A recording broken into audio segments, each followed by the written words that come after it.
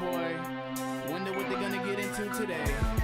Uh-oh, back to the lab again. Oh no, back to the lab again. We messed up.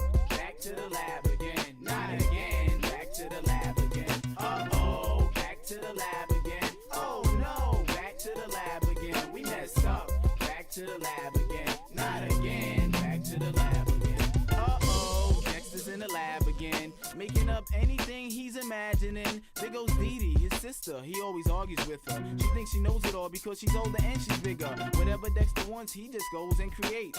Robots, it doesn't matter the size or the shape. He's always doing crazy tests and making a mess. And if they don't come out correct, well, you know what happens next. Uh-oh, back to the lab again. Oh no, back to the lab again. We messed up. Back to the lab again. Not again. Back to the lab again. Uh-oh, back to the lab again. Oh no, back to the lab again. We messed up. Back to the lab again. Not again. Back to the lab again.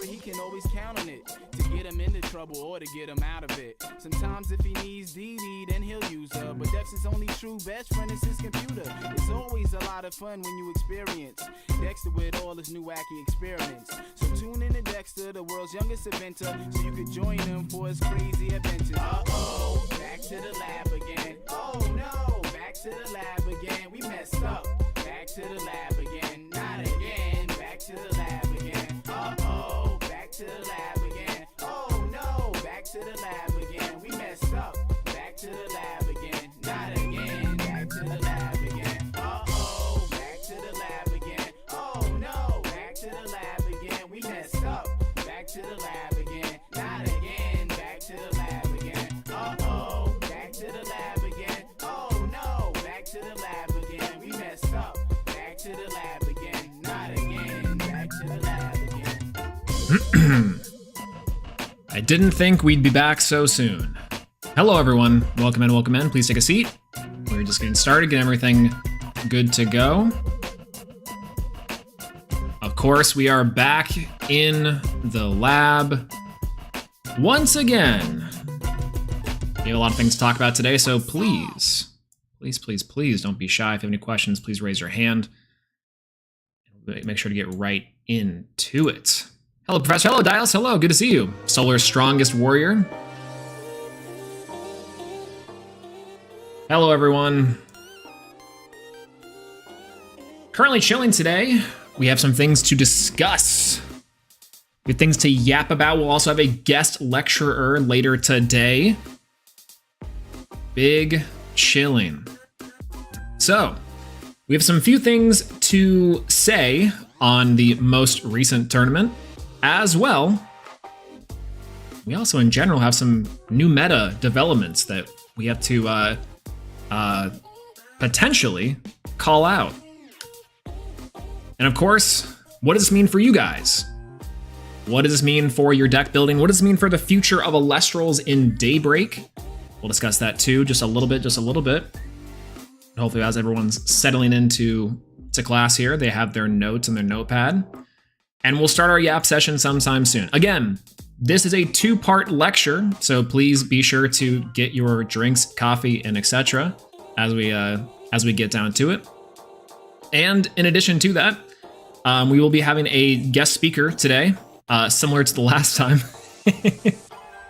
Though last time I will say was a little bit harder to wrangle in. Today, I think we have a little more structured guest speaker, and he's already agreed to talk to us about a very important topic on the part 2 of this lecture. So thank you, everyone. Just getting everything settled in. Hopefully everyone is doing a-okay. Thank goodness I have time to make a lecture today. Absolutely. Thank you so much for being here. It means the world, truthfully. Because without y'all, I'm just yapping into a camera.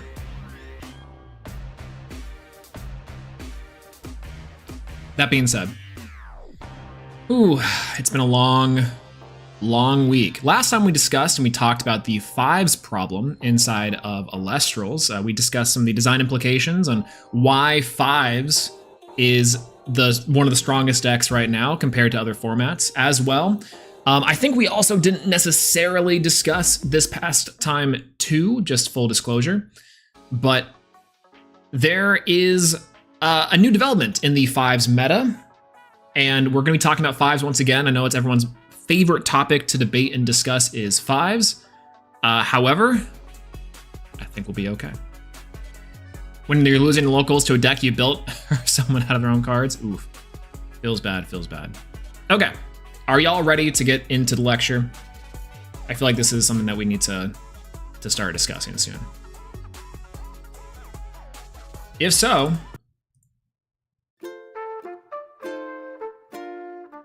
let me know.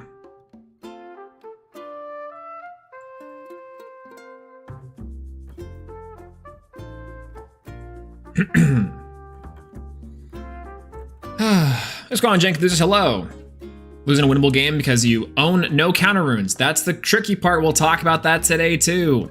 We'll talk about that today. You don't need counter runes anymore. That's the new exciting development inside of Elestrals. You guys saw the short that we posted previously.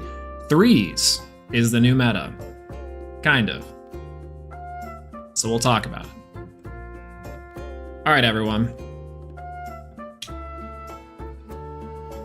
Now, before you, unfortunately, I'm not your professor. Now I am. The glasses have come on, and we're going to talk about it. All right, let's go ahead and switch over to our slideshow today. Excuse me. No fun transition today. We just have a little bit of a discussion to talk about. So, welcome to Professor Yaps a lot, aka Professor Swolax, and we have some interesting new developments inside of the Elestrals meta. Let me know if I sound okay, if the music's too loud or too quiet, and we can talk about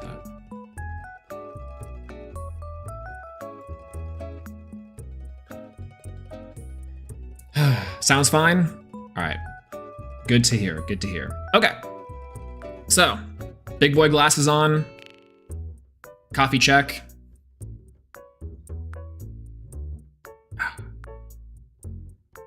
Let's talk about it. Okay, so the name of this lecture and the first part of this lecture is You're Playing Elestrals Wrong. I just want to say that this is a little bit of an inflammatory statement. Obviously, everyone's playing Elestrals wrong. There's no true correct way to play Elestrals, unless you're Jayak, in which you go back-to-back tournaments playing effectively the exact same deck. And then you might be asking yourself, well, yeah, I do think that you are playing Elestrals right. Okay, so what do I mean by you're playing Elestrals wrong? Well, we have some new developments inside of Elestrals. Some previously thought of, staples inside of Elestrals deck building have been thrown out the window due to two new developments inside of the Elestrals meta. The first is what we're going to talk about today. So, before we get into this lecture, let's talk about who I am. Who is your presenter and who is Professor Swolax today? Well, that's me. I'm Professor Swolax. My name is Swolax. Unfortunately, I have copious experience inside of UX and UI design. That's partially what I'm going to be approaching this from a design and user experience perspective, as well as interpreting my take, I guess, on the current Elestrals metagame and also the deck building. I'm a former Elestrals champion. I have tops. And I like long walks, and roses are my favorite flowers. Overall, as well, a pretty cool guy, I would say. But you don't have to hear that from me. This is what I am telling you. But publications have also been talking about Professor Swolax. The New York Times says, following his 0-5 finish at the first ever Elestrals webcam tournament, he's definitely that's a little bit rude, the fourth best Elestronaut. Okay, a little hurtful. That is not a joke. I went 0-5 at the first Elestrals tournament, suffering in success. It's a little bit of slander. Well, it's libel if it's printed. So, there's that. But okay, they're not the only persons saying stuff. Forbes says at least he's pretty.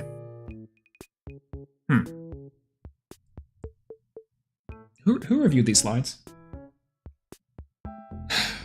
Unfortunate. This is back when I was doing school. You know, Forbes is corrupt anyways. Okay, let's talk about what we're actually going to talk about today, which is the removal meta. Now, this is part one of our two-part lecture series. We'll bring on our guest speaker here in a little bit, but we want to talk about a little bit to do with the removal meta in the You're Playing Elestrals Wrong series, I guess. The big thing is that we are going over today the prominence of, I would say, several forms of instant removal inside of the game. The point being is that previously the only couple ways to do any sort of removal would be through battle or combat and maybe counter runes, but now we have some new tools at our disposal thanks to Daybreak. Turns out the what changed from set 1 and 2 to 3 is an extra form of efficient removal. And that changes a lot about the deck building, the decks that are good, and potentially the matchups that you'll be facing inside of tournaments. Boop. Now, what is removal? Removal 505. You guys have skipped directly to 505. There's no 101, no 102, and no 103. Instead, it's just 505 for various reasons we'll get into. This is removal in Elestrals, effectively. Before, this may look familiar. Instead of set 1, we do get 2 forms of removal inside of the game. Earthquake, a 2-cost Earth Spirit rune, Invoke rune, that says target destroy Elestral. Easy peasy. Nothing crazy there. Resting on your laurels, a little more conditional. This card used to be nuts back in the day. If you're, I miss prototype resting on your laurels. This thing was crazy. This thing was absolutely crazy. And the big thing before is that this card, if your opponent controls 2 more enchanting spirits than you, at least 2 more, then you can target and destroy an Elestral with the least enchanting spirits. Always live, apparently. Now, this card is similar to Lavalith, a card that I'm sure is striking fear inside of everyone's brains, but a little better. I don't know. Laurels is for contention as well. I think it's a fine card, especially it feels like it's needed sometimes. But those are our 2 forms of removal inside of base set and also technically into Frostfall. We don't really see any more invoked removal inside of the game until we get into set 3. Now, we did get 1 form of removal inside of the Frostfall set, and that is Race to the Top, the card on the left-hand side of the screen. Race to the Top is a conditional removal that requires you to have Mount Olympus enchanted properly, by the way, to target 2 Elestrals and destroy 1 with the least defense. Seems a little bit interesting. I'm not gonna lie. The implications of this is that the Thunder, that you want Rabbit out on the board for this, which is I think a little bit funny considering that the rest of the Thunder Elestrals have really tiny booties. And then there's Cryoblast, speaking of tiny booties. So this says it's a new invoked rune inside of Daybreak, and it says target an Elestral that is not frost enchanted until the end phase, give it -2, and when that Elestral has 0 defense, you must destroy it. Required destruction. There we go. Nice and simple. Now again, these 2 removals were all we had inside of base set. And this one, Race to the Top, is what we got in set 2, but again, kind of exclusive to the Thunder archetype, and some would say the Stadium control. We'll see. What's on, Chloe? Hello, how's it going? Good to see you. And then Cryoblast inside Daybreak. And again, not much changes from Earthquake to Resting on Your Laurels, Race to the Top, until we get to Cryoblast. Now, why is that? Part of that has to do with accessibility, part of it has to do with spirits, and part of it has to do with the decks that are good. Plain and simple. Also, in addition to that, plenty of monsters, plenty of Elestrals fall under the camp of getting destroyed by Cryoblast super easily. Whereas Race to the Top, you'd have to acquire a little bit of setup. Earthquake, a little bit expensive. And Laurels also requires a little bit of setup and being behind. Cryoblast arguably changes a lot because it adds an extra form of removal that almost every single deck can play. Any questions? Removal splashing Zeus and Race to Top instead of Thunder. You mean Slashing Olympus? Yes, outside of Thunder, this was a pretty decent way to deal with the 5's deck specifically. Now that's changed a little bit because now Cryoblast somewhat takes its place as it takes less deck space and it requires a little bit less commitment inside of your Spirit deck.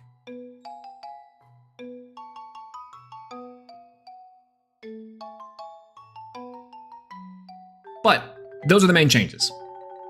Talking about the eras is so weird because Elestrals is new enough that most of these are still good. Not only is most of these cards still good, most of them have always been good, right? And they will continue to be good until there's some small changes. Okay, so those are our big history lesson on removal 505. So why are we talking about removal in the form of the meta now? Well, this has been a new development. Again, before, when we just had Earthquake and Rest on Your Laurels as premier forms of removal, the decks inside of Elestrals definitely wanted to play more counter runes. Again, we talk about removal by any other name, and that is counter runes. Now, counter runes and Elestrals themselves can also be considered removal. And what I mean by this is that they oftentimes can either get rid of resources, require that your opponent activate a card in response to them, meaning that maybe every single Elestral is technically MST, if you will. What's going on, Jai? Hello, good to see you. You still can't type on the main? I see Zeus Juice here, and I immediately know it's Jai. Hello, Jai. Good to see you. Now, cards like Shield of Achilles is technically removal. We're going to be going over why technically it's not the case that it's removal. Shield of Achilles, I feel like, is the weakest form of quote-unquote removal inside of the entire game, as effectively it is just a means to delay the inevitable, and that is also pretty costly in terms of spirit, whereas Poison Tipped Arrow or the Parent Tariq Alliance is removal, just a little bit delayed. You feel me? So again, going back to Earthquake being a 2-cost destruction, that is kind of the baseline for what we're looking at for removal. Every single card that we would look to say has some sort of removal to it has to be better or at least on par with Earthquake, and that's 2 spirits. Again, 2 spirits will come up and is pretty important as it is also still kind of expensive. Compare that to something like Rest on Your Laurels, which is only a 1-cost removal, and Cryoblast, which is also a 1-cost removal. Race to Top is also technically 1 cost, but with the addition of Olympus having to be on the board, it's a little bit in the 2-cost realm as well. Again, every single counter rune inside this game can technically be removal in its own right. Tsunami can be paired with an Elestral, being another 2-spirit form of removal. Gorgon's Gaze is delaying the inevitable, but also the only card that's chainable and can negate things on a chain. Dense Fog is not necessarily removal in its own way. Maybe it can be if you're creative. But Shield of Achilles and Poison Tipped Arrow, or the PTA, the Parent Tariq Alliance, are forms of removal. Kind of. Elestrals are also removal, to expand upon this point a little bit. Elestrals are, I would say, direct cards with effects that are removal, such as Boom Bat. You know, those are technically exactly removal. And we have cards like Necruff, which is just a big body, and for no particular reason, we're going to talk about 5s once again. But they also can pose as removal. Special 5s like Eddie or Elichick even can also be seen as removal, as typically those cards are going to be representing some form of trade in value, right? Like, not to go back to the definitions of the removal at all, but if you see these cards in a deck, you can see them as trading value with your opponent, right? Any questions on that specifically? I feel like something else also referenced page 394. Absolutely. Sluggo is removal and healing, crashing the opponent's Astra but swings. Exactly. See, Elestrals can be removal, as long as you're creative enough. And that is important to note, as it does actually play a huge part. Let me change the music a little bit. Sure, that works out for me. Let me know if my audio gets all wacky. Everything removal if you try hard enough. That's I've heard that in other ways. Don't try cacti, kids. Okay, but does this make sense? Standard for everyone? Do we need a recap for anyone here that is just getting in a little bit late? All this good so far? Ignore the pictures of me in high school. I just cut here, start over? Okay. Hi, I'm Swolax. I like long walks on the beach, and roses are my favorite flowers. I went 0 and 5 in the first Elestrals tournament. Forbes says at least I'm pretty, so there's that. Removal. We're currently talking about the removal meta inside of Elestrals right now, because there is a consistent uptick in decks that are playing massive amounts of removal in the form of Earthquake, Rest on Your Laurels, Cryoblast, not Race to the Top, not that one, and of course certain counter runes that are in ways removal. Again, Elestrals can also be removal in the form of Boombat or inside of a strong body like a Necroth. There we go. There's your 1 minute overview of Elestrals removal. Again, we'll talk about as well special cases where Elestrals like Eddie can also be seen as removal. Any questions? Moving on. To expand upon this theory just a little bit, can anyone tell me what this is?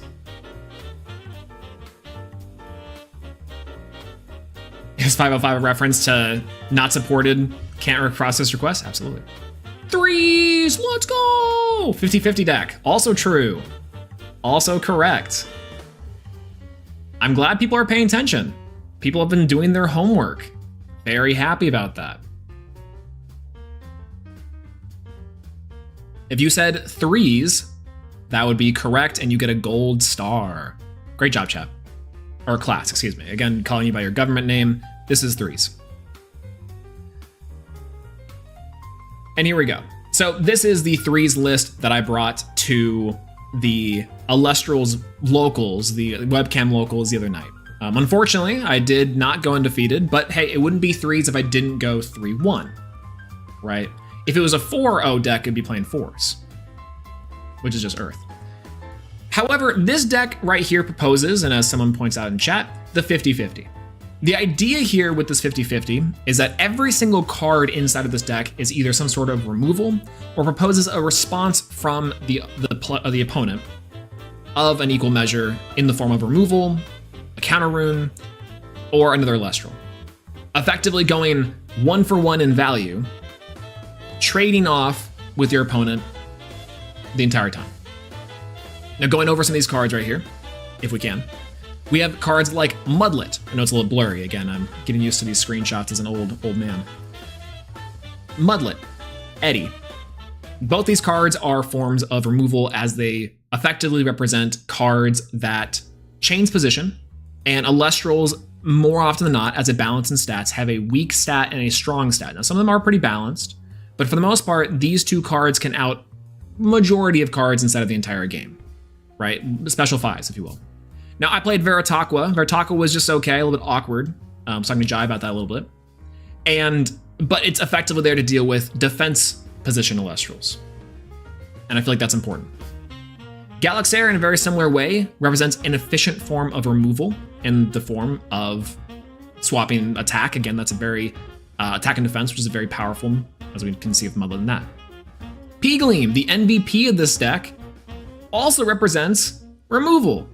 1-for-1 trade value on things like Lavalith and any single Elestral because it brings its base stat down to 0, which, as long as there's nothing amplifying it, you should be fine.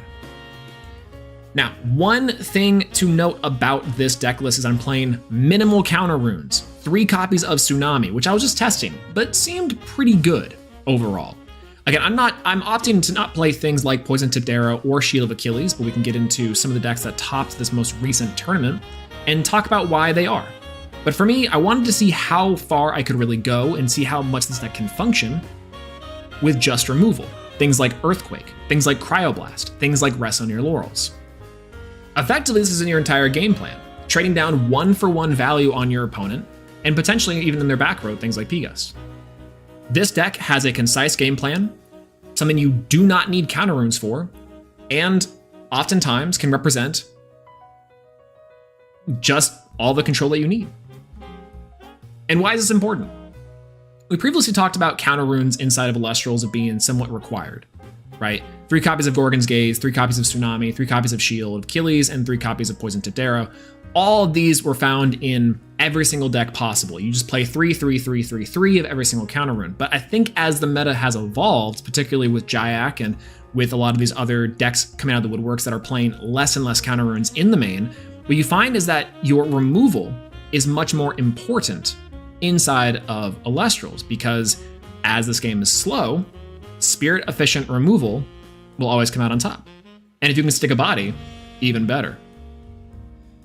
Now, here is also the thing. Yes, this is threes. And yes, it has an inclusion of Sorlet, because Sorlet is a 5 body. Sorlet is a card that plays well into most counter runes and also can help this deck squeeze out some wins as your opponent does need to have a response to a large body. And if the large body sticks, it's a pain to deal with. That is something that I think a version of this deck that just plays 5 bodies can do really well. Something that I didn't really discuss inside of the 1 minute that I had to do the deck profile for this was that, well, ultimately, if your guy can stick, that's just more spirit damage for you, right? More times for removal if it's a Mudlet. More back row destruction if it's P-Gust. And so on and so on. What we're seeing inside of the evolution of Elestrals from base set to Frostfall to now is that with the inclusion of things like Cryoblast being the 3rd form of instant removal that is effectively free for most decks, you can kind of circumvent a lot of the traditional forms of deck building that we had previously. Again, minimal counter runes I think is very much a way, and as long as your Elestrals are powerful enough to present trades, you might be golden. Moreover, as the Elestrals become more and more important inside of the game of Elestrals, its namesake if you will, I think we still have to discuss and talk about the 5s problem part 2. I did a little more research and a little more hard numbers for you, if you'd like to go over this with me. Now the first thing is that 5 attack bodies can contest 109 out of roughly 218 Elestrals. Now, I did have to count a few of these by hand. There was no great way of trying to find how many Elestrals there are in particular. Let's go on, DJ. Hello, good to see you. But it's roughly 218 Elestrals in the game, period. Right, I think out of like a bunch here and there, separate artworks, etc. So let me know if this is entirely correct. But the point is that 109, roughly 50% of these Elestrals are 4s or lower, uncontested. Some of them have, and again, under certain conditions, cards with 5 attack or defense can be contested by a 5 attack. And that's true after Tsunami, or let's say Barabog. You know, Barabog is a 3/7 if left in attack, then a 5 body, a 1 spirit 5 body, can just run over it, no problem. Again, roughly 50% or higher of the Elestrals inside of the game of Elestrals can be dealt with by a 5 or higher. That is some hard facts for you. That's some hard facts for you. Excuse me 1 second, my phone is going crazy. Probably everyone telling me, Swolax, get off this slide. We don't care about math. You're an English professor, damn it. And that's true. Can I have phone in class? Well, I can. I didn't say you guys could. That'd be ridiculous.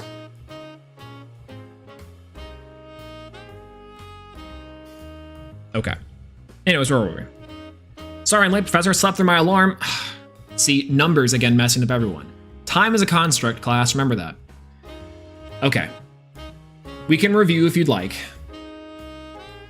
But for now, just know that 5s are still a scourge on the earth. Okay. So what does this mean?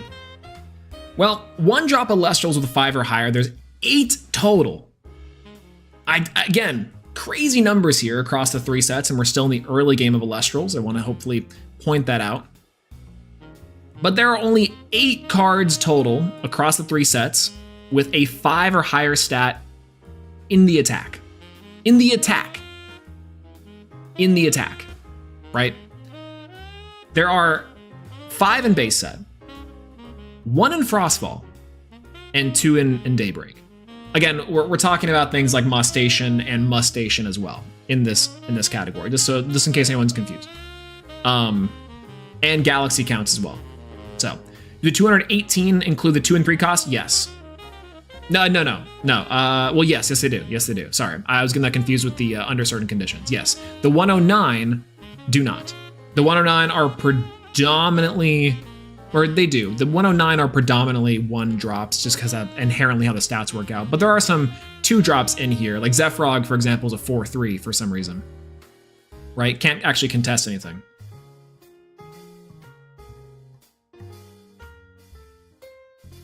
Any questions on the math?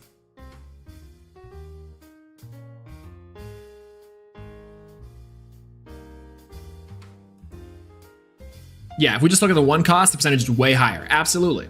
Absolutely. 209 Elestrals? What am I missing? That actually makes it worse. That means this percentage is higher.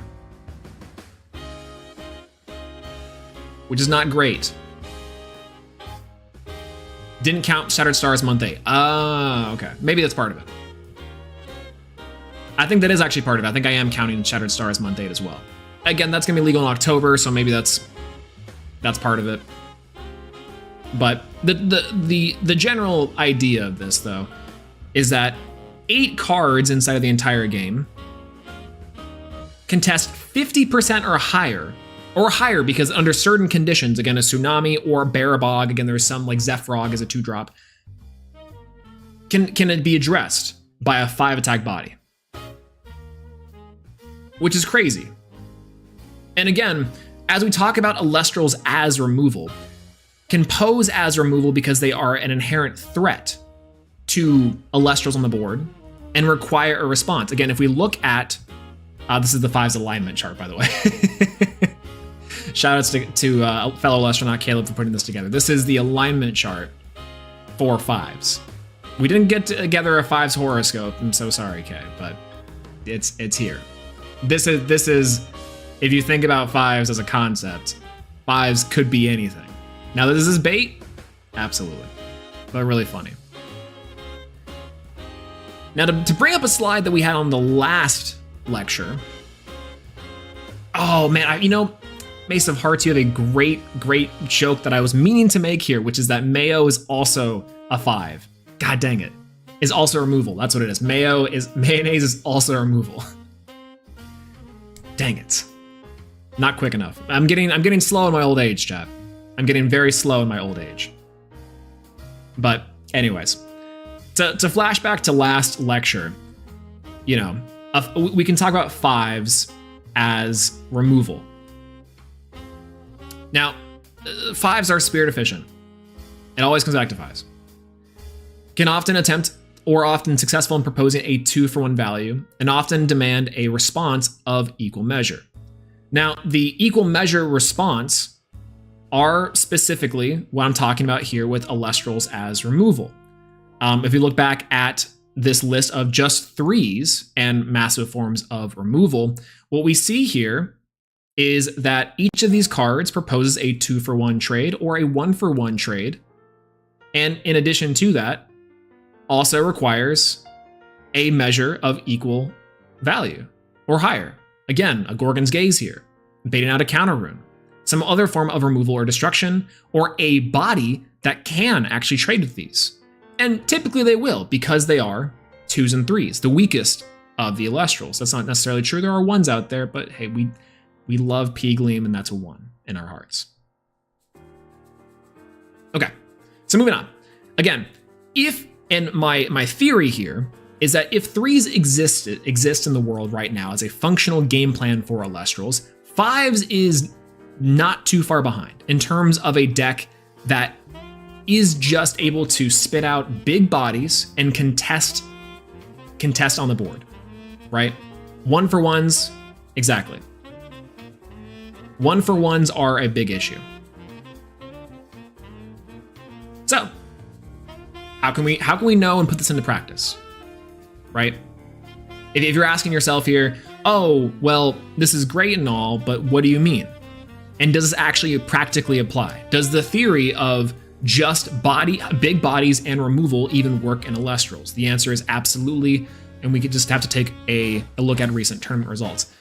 Again, shout out to Jayak, and of course, our main man, Beansoldier TV. So, had this theory in base set that the most spirit efficient, effective way to get rid of opponent's back row is to attack? Absolutely. Punching in is just MSD. Every card deals with back row. You don't need to play back row removal because it's more spirit efficient to not play Thunderstorm. Right? Agreed. Absolutely agree. And Tornado doesn't really do anything, it just kind of prolongs the problem and secures your play, but is again, spirit inefficient if you really think about it. Or rather, it's card inefficient too. The other aspect I don't really talk about here inside of these slides is the fact that these cards are, that some cards are just card efficient versus also spirit efficient. Yes, technically other cards and other decks have forms of game plan and removal inside of their game plan, but typically those cards aren't going to be ones, or those decks aren't going to be ones that have a cohesive balance between spirit efficiency and card efficiency, right? Does that make sense?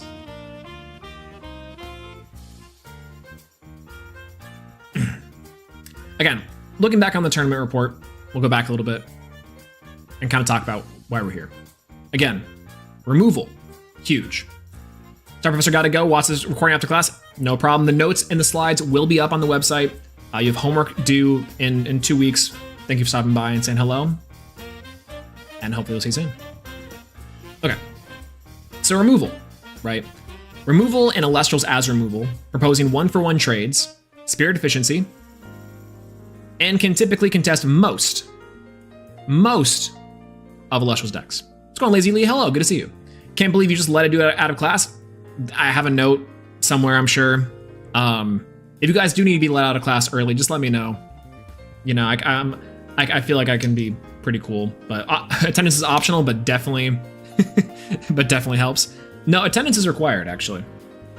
There is a participation grade for this. And I'm a very tough grader. Anyways. Okay. So back on the point. This is all great in theory. But how does it apply to real Elestrals? How does the 3s deck and the 1-for-1 removal trades of Elestrals apply to real Elestrals? Can I use the restroom? I guess I can't stop you. Just bring me with you. This is a virtual lecture, so I'm sure you can actually bring me on the toilet if you need to. Or in the shower, hell. Like, you guys gotta go to the gym? I just got back from it. Huh? True. All right. How does this apply to real-life Elestrals? This is the most recent tournament breakdown, if we can talk about the percentages here just a little bit. But this is the entire tournament. It's really funny because, you know, typically they like to say, oh, the big body beatdown instead of just saying 5s, which is, I guess, more accurate, so to speak, because sometimes they're more than just 5s. However, we can also see things like the Waspire FTK, lol, Rhino Sect, also let's go Rhino Sect, amazing. Fire Nexus, which is a pretty decent one, and a new development in War Crimes. I mean, Heel Stall. Thank you for that one. Would they call 3s medium body beatdown? I hope so. I'm also okay with small body beatdown, you know what I'm saying? Both those are very much okay. Anyways, what's your academic opinion on the name Big Body versus 5s?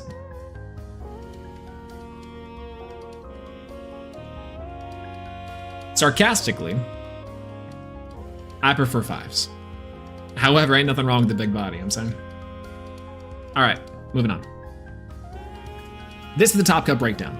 As you can see, pretty diverse overall from people bringing in decks into the entire tournament, but we are missing the actual specific results. What is converting inside of the application tournament? And that's this one here. Big Body Beatdown, I think, took up 3 of the top slots, if I remember right.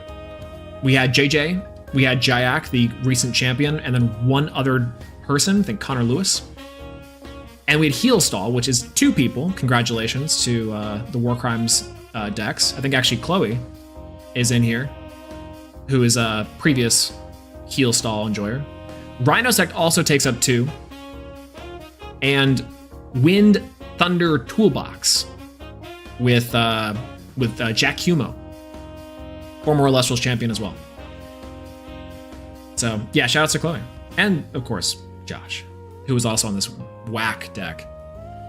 Did I say whack deck or whack deck? I can't quite remember. Anyways. Point is, you can take a look at all these strategies and you can kind of define a few things from them. The first is that while the entire field is incredibly diverse, it really still breaks down into a couple strategies that are still the best. I think Big Body Beatdown could have had more representation. Maybe one of these Rhinosec slots just rolled better. Who knows?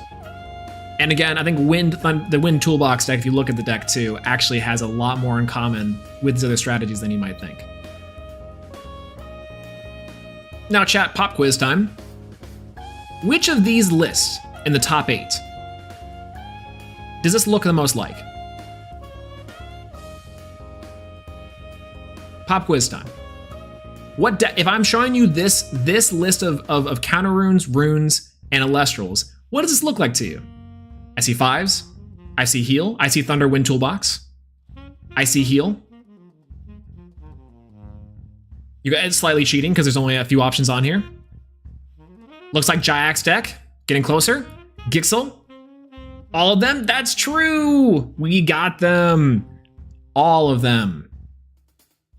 If you look at the top 8 lists, which I should have pulled up the pictures here from Twitter itself, quite literally, these cards are represented in at minimum half. Boombat is inside of 4. 4 of the top, 4, maybe even 5 of the top 8 slots. And the rest of these cards are in every single deck. Isn't that wild? Cryoblast being a huge breakout, absolutely. Look at this. That's almost 30 cards. It's 27 cards that are the same across the board. I talked about it last time in the previous lecture, how the deck building is specifically becoming more narrow, right? We talked about the power cards instead of Yu-Gi-Oh! And speedrunning some of Yu-Gi-Oh!'s problems. This is a big follow-up as we now have more concrete data to know that these previous top 8 lists are running effectively the same engine, but as engine meaning the best staples in generic removal. Now, is that a fault? No, absolutely not.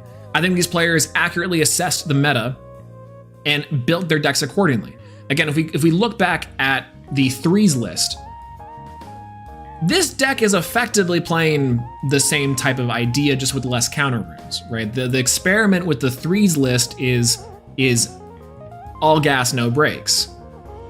And if you take a look at the pile here, this is still pretty trimmed down from your previous Elestrals runs, right? The more things change, the more things stay the same. Absolutely. Hooray for the 9th heal. True. Shout out to my 9th placers, by the way. Now let's take a look at the top deck. Jayak. This is Jayak's list from the past 2 tournaments. If it ain't broke, don't fix it. You know what I'm saying? So, what is different between this pile and this pile? Well, the answer is 2 copies of Boombat and every single Elestral in the game that resists Cryoblast, except for Specteris, and is running every single form of removal. Now, I wish I put together some of the other lists on here on the 5's route. That way you can see specifically how similar they are. But you also take my word for it that majority of them are running here. In fact, I have some of the numbers for you. Connor Lewis, who was inside the top 8, maybe even the top 4, has 3 copies of Cryo, 3 copies of Earthquake, 3 copies of PTA, 3 Resting, and 2 Boombat. Right? That's ridiculous. It's crazy. Other decks inside of here, Chloe and Josh both running 3 copies of Boombat, 3 copies of Cryoblast, 3 copies of Earthquake, and 3 copies of Laurels, with inclusions inside of the side deck for things like PTA. Insane. We also have some cards like the Rhinosect, or decks like the Rhinosect list, which are playing some combination of these cards, if not more. Yeah, pretty sure Connor was my top 8 match. That's right. Yeah, that makes sense. I think JJPM is also in here running a similar spread. Now, to Skyhawk's point, and to the gold stars of the class that guess that this was every single deck, the answer is obviously, of course it is. If we look at the deck diversity for the entire tournament, obviously it does not represent most of the decks in this tournament, but I do want to say that the top converting decks running effectively this spread of 27 cards, and the rest of them are just flavor. We bring it on back to the 5s as removal, oftentimes proposing 2-for-1 value or 1-for-1 value in the case of our 3s list. Cards that can typically out and contest 109 bodies, and under certain conditions more. And once again, are larger problems than maybe what we're really talking about. Spirit efficient. Look at Jayak's list again. What can you tell me about Jayak's list that kind of applies to what we've been talking about so far? And again, congratulations to Jayak. I'm trying to maybe write a line here by not saying that Jayak is doing anything wrong. In fact, I think Jayak's doing everything correct. I look at Jayak's list here and I say to myself, wow, every single decision is correct. Every single decision makes sense. I can see exactly why every single card is in here, including the side deck. Again, the side deck I'm not showing here, but the side deck is things like more Nekruff, my favorite boy, as well as Smoltuga, again, one of the best boys. And cards that can help play around certain meta killers. Silver bullets, if you will. Exactly. Removal, and it's efficient, and it's the bodies that threat enough to force more spirits at the opponent. Precisely. Absolutely and absolutely precisely. Again, Jayak is playing Elestrals right. The certain strategy that Jayak is bringing to these tournaments, this sort of 1-for-1 trading removal with these big bodies that are hard to out, is again not too dissimilar from 3s. Yes, am I comparing myself, Professor Swolax, to a 2-time in a row Elestrals champion? Absolutely. But what's important to note is that they're playing Elestrals right. The current meta of Elestrals, as we are seeing it right now, falls under some of these categories. Ready? There's little to no efficient counterplay in the game. Think about it. Removal costs 2. These individual Elestrals typically are costing 1 unless you're trying to punish with something like Lavalith, which is equal to 2. Right? This strategy can push 50-50s like no other. When I'm talking about 50-50s, I'm talking about things like counter runes. I'm talking about things like Elestrals. Does your opponent have the out? Right? Other forms of removal. It's important to know that this is a 50-50 because eventually, and one of the things that I think 3s also kind of tried to capitalize on and try to specifically exploit is, does your opponent have an out this time? When will they eventually run out of luck? When will they eventually see the removal? When will they have a response? And the moment that they do not have a response that you can capitalize on, there it is. Absolutely. Right? Rhino Sect is actually a pretty good one in terms of an answer. It's kind of hard for this deck to get cryoblasted as well. It has big bodies and has decent forms of removal as well in terms of answers. But again, it's really all about when I move, you move. Just like that. When I move, you move. Just like that. When I move, you move, DJ, run that back. You are forcing your opponent to have the 50-50, to expend their own spirits, and have equal response to your 5s and removal. Now, that is where we are at. That is here. Here is here. This is where we are. We are in a meta where 1-for-1 removal, and the best case, 1-for-2 removal, is king. Absolutely king. Spirit efficiency is by far the determining factor of the games, and we will get into that here in a moment, coming up soon after a few slides. Let me check on that.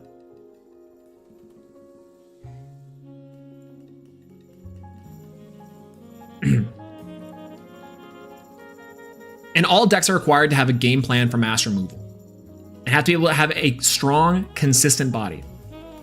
Again, I relate it to things like Earth and like Rhino Sect. Rhino Sects, if you will. 5s are very spirit efficient. They have big bodies. So how can you contest that? You yourself, your deck has to have a game plan that is not only spirit efficient, but also has to be able to put out strong offensive bodies that require your opponent to move when you move, just like that. When you move, they move, just like that. And your options are, if you look at the top decks inside of the meta, Big Body Beatdown, which does that effectively. You have Rhino Sect, which is a big standout, and some of the new cards inside of the game, which turns out the Elestrals were correct. Shocker. And this deck can also require those responses. Wind Toolbox, I'm not so sure about, but you know what? I'll say that's a pretty cool inclusion. Has some stuff to it. If we look at the deck list as well, you can see there's a lot of cards that they're playing that do require some sort of answer. Maybe Spirit Efficiency be damned, but we'll see. But that's what we have. Decks like Earth and decks like Rhino Sect are both good examples of decks that can propose this sort of idea. But there is one more. There is one more strategy that we've been seeing, that we saw at this most recent tournament, that I want to get to. And let's talk about it. Let me ping my boy. We got to get into it. Josh, are you here?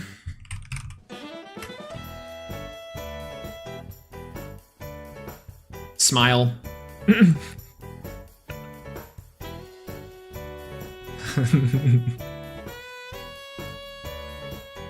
It's heal time, baby. Hello, Professor Swolax. Hello, guest lecturer and actual teacher, Josh, aka Bean Soldier TV. Chat, please welcome our guest lecturer for today, Bean Soldier TV. Let me turn you up a little bit. And let me turn down the music. Class. We are here to talk about a very important development inside the Elestrals meta. People are dying to know what is the answer to this removal and fives meta. And I think that you yourself ran, you and Chloe actually I should say, Chloe also in attendance today's class, an interesting deck. Do you want to talk about part 2, War Absolutely. Crimes? Who up trying to quackle? Who up trying to quackle indeed. Okay, so let's talk about this real quick. What is the heal meta? I've heard people call it a heal meta, a removal meta. What's going on? What's the idea here? Okay. So the idea has been that Fives is this extremely spirit efficient deck that is able to remove your guys every single turn. And the best way to deal with that is to completely out-heal them and out-resource them over the course of the game. Turn Josh's volume up? I can. Josh, yap a little bit. Oh, okay. I mean, I can keep yapping. So, by abusing cards like Sluggle, Dratagua, Quackle, Ambrosia, and using the same one-for-one removal tactics that Fives uses, you can get a bunch of chip damage in with these very small 2 attack bodies that should eventually close out the game because you're basically playing with a 50-card spirit deck to their 20. Is that better? I think that's better. Chat, let me know. Okay. Or class, let me know. Chat, are we good? Class? Students? Really, we're all students. Good? Okay. We hear There it we good. go. Okay. All right, cool. Great. Let's talk about these 2 villains. We have Sluggle and Quackle. As you mentioned previously, the idea here is that, and as we go back to, I think, the previous kind of definitions and where we are inside the meta, removal is king, and spirit efficiency is like absolutely key for determining games out of Elestrals at the moment. And these 2 little tiny, previously I would say underutilized Elestrals, Sluggle and Quackle, do the same thing on opposite sides. Do we want to showcase your deck? I think that I have a picture of it, but Yeah, if you that's want to talk perfectly about fine. Also, do you want me to turn my camera on? I can do that instead of having just the we can hopping also around PNG. we can also do that. Okay. Let me. Wrong camera. Do I have to have an account with Audio Ninja? That's a good question. I have no idea. There we go. Cool. Boop, boop.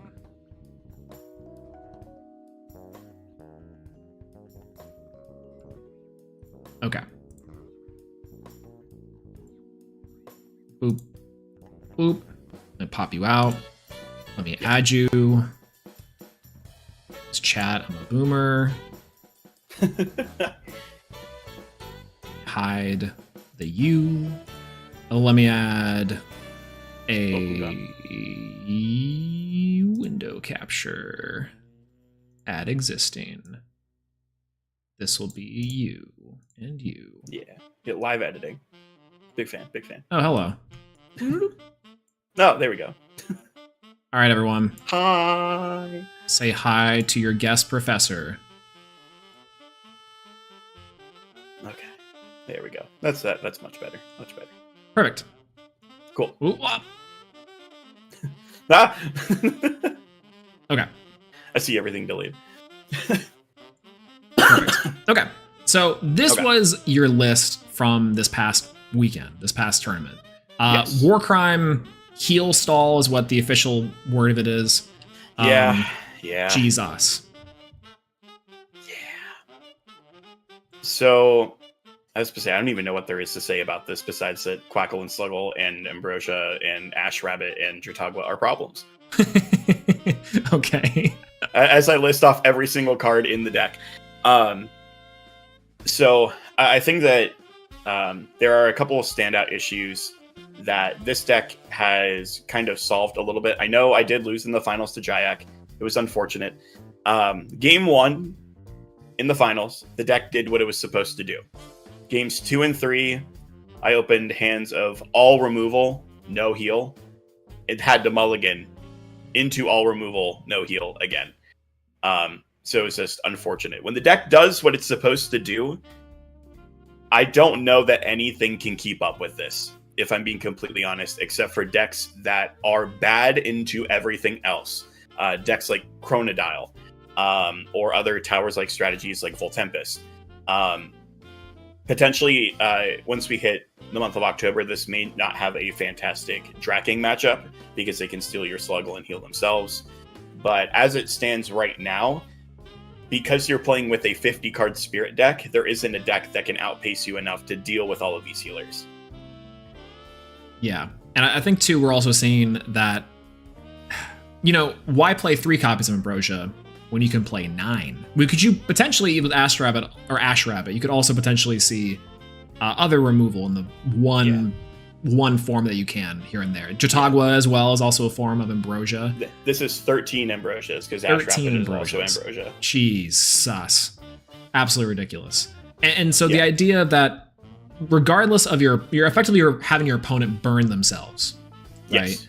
And the only way to out this, and chat, I don't know if you caught that, things like Chronodile, things like, I guess, the Draking later along the lines, decks that want these heavy setups that might not even get there. The deck has ways to out those things too. Yeah. That's the only big way of contesting this, which again loses to everything else, including some other top decks like Fives, Earth, yada yada yada. So those decks are gatekeeping out the decks that potentially beat this, and this deck has a good matchup into Fives, into Earth, into other decks that are trying to do what this deck is doing but better. Absolutely. Especially decks like Earth that are more Spirit intensive. Any Spirit intensive deck just can't do enough damage that matters to keep up over the course of a game. I think the only cards that really contest a deck like this is a card like Viserys, and any deck that can swarm so that your removal options aren't fast enough to keep up with the board that they're producing. Yeah. No, absolutely. It looks like we have a Jayak in the chat as well. Hello, Jayak. We actually just went over your deck as well previously. Now we're going over Josh's list. What theorizing to be some of the only viable decks, quote unquote, inside the Elestrals meta at the moment in terms of what the current Daybreak card pool is looking to do. He says it's very fun, super fun to play out, in my opinion. Yeah. I think that finals, we were spectating a little bit. And it was a little bit tragic. Again, you mentioned the bricking, but also, Yeah. the threat of Lavalith was also pretty rough towards the end there with the Ash Rabbit and the Fire Eddy. Like, guys kind of just felt a little bit crazy and out of hand. But I will say that I think in other cases against, like I think we said Rhino Sect, against another 5s list too, I think it was Connor Lewis, that this deck performed like extremely well. Yes. Like I said, when this deck does what it's supposed to do, it's almost near impossible to beat. Yeah. Can you talk about when it does what it's supposed to do? Can you talk about the, I guess, inclusion of the all gas, no brakes type of deck building? So you're only playing, it's kind of hard to see here, but 3 copies of Shield for your main counter rune. You're also playing 3 copies of Nog. But you're, I guess Tsunami too. I kind of forget that's a counter rune half the time. Yeah. And then 3 copies of every other form of removal. Yeah. So the idea is, with the inclusion of Daybreak, the 3 biggest support cards for what was previously Little Guy Stall in base set were Ash Rabbit, Eddy, and Cryoblast. One of the biggest issues that Little Guy Stall had in the past was that it was never able to finish out a game because they can just stop playing and your Quackle will never hit over their Elestral. So they can just kind of wait and hit forever until you deck out, right? Because of these additional support cards, you don't need to play that many counter runes anymore. Oh, am I cutting out a little bit? No, that's me. I was adjusting the volume. Oh, okay. I was just like, why is my camera disappearing? And the deck has even evolved since the tournament, and like Tsunami has proved to not be an incredible option, and being replaced for Poison Tipped Arrow in the future.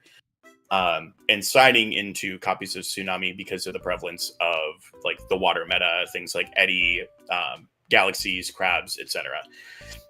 Which then ups the removal count of this deck even higher.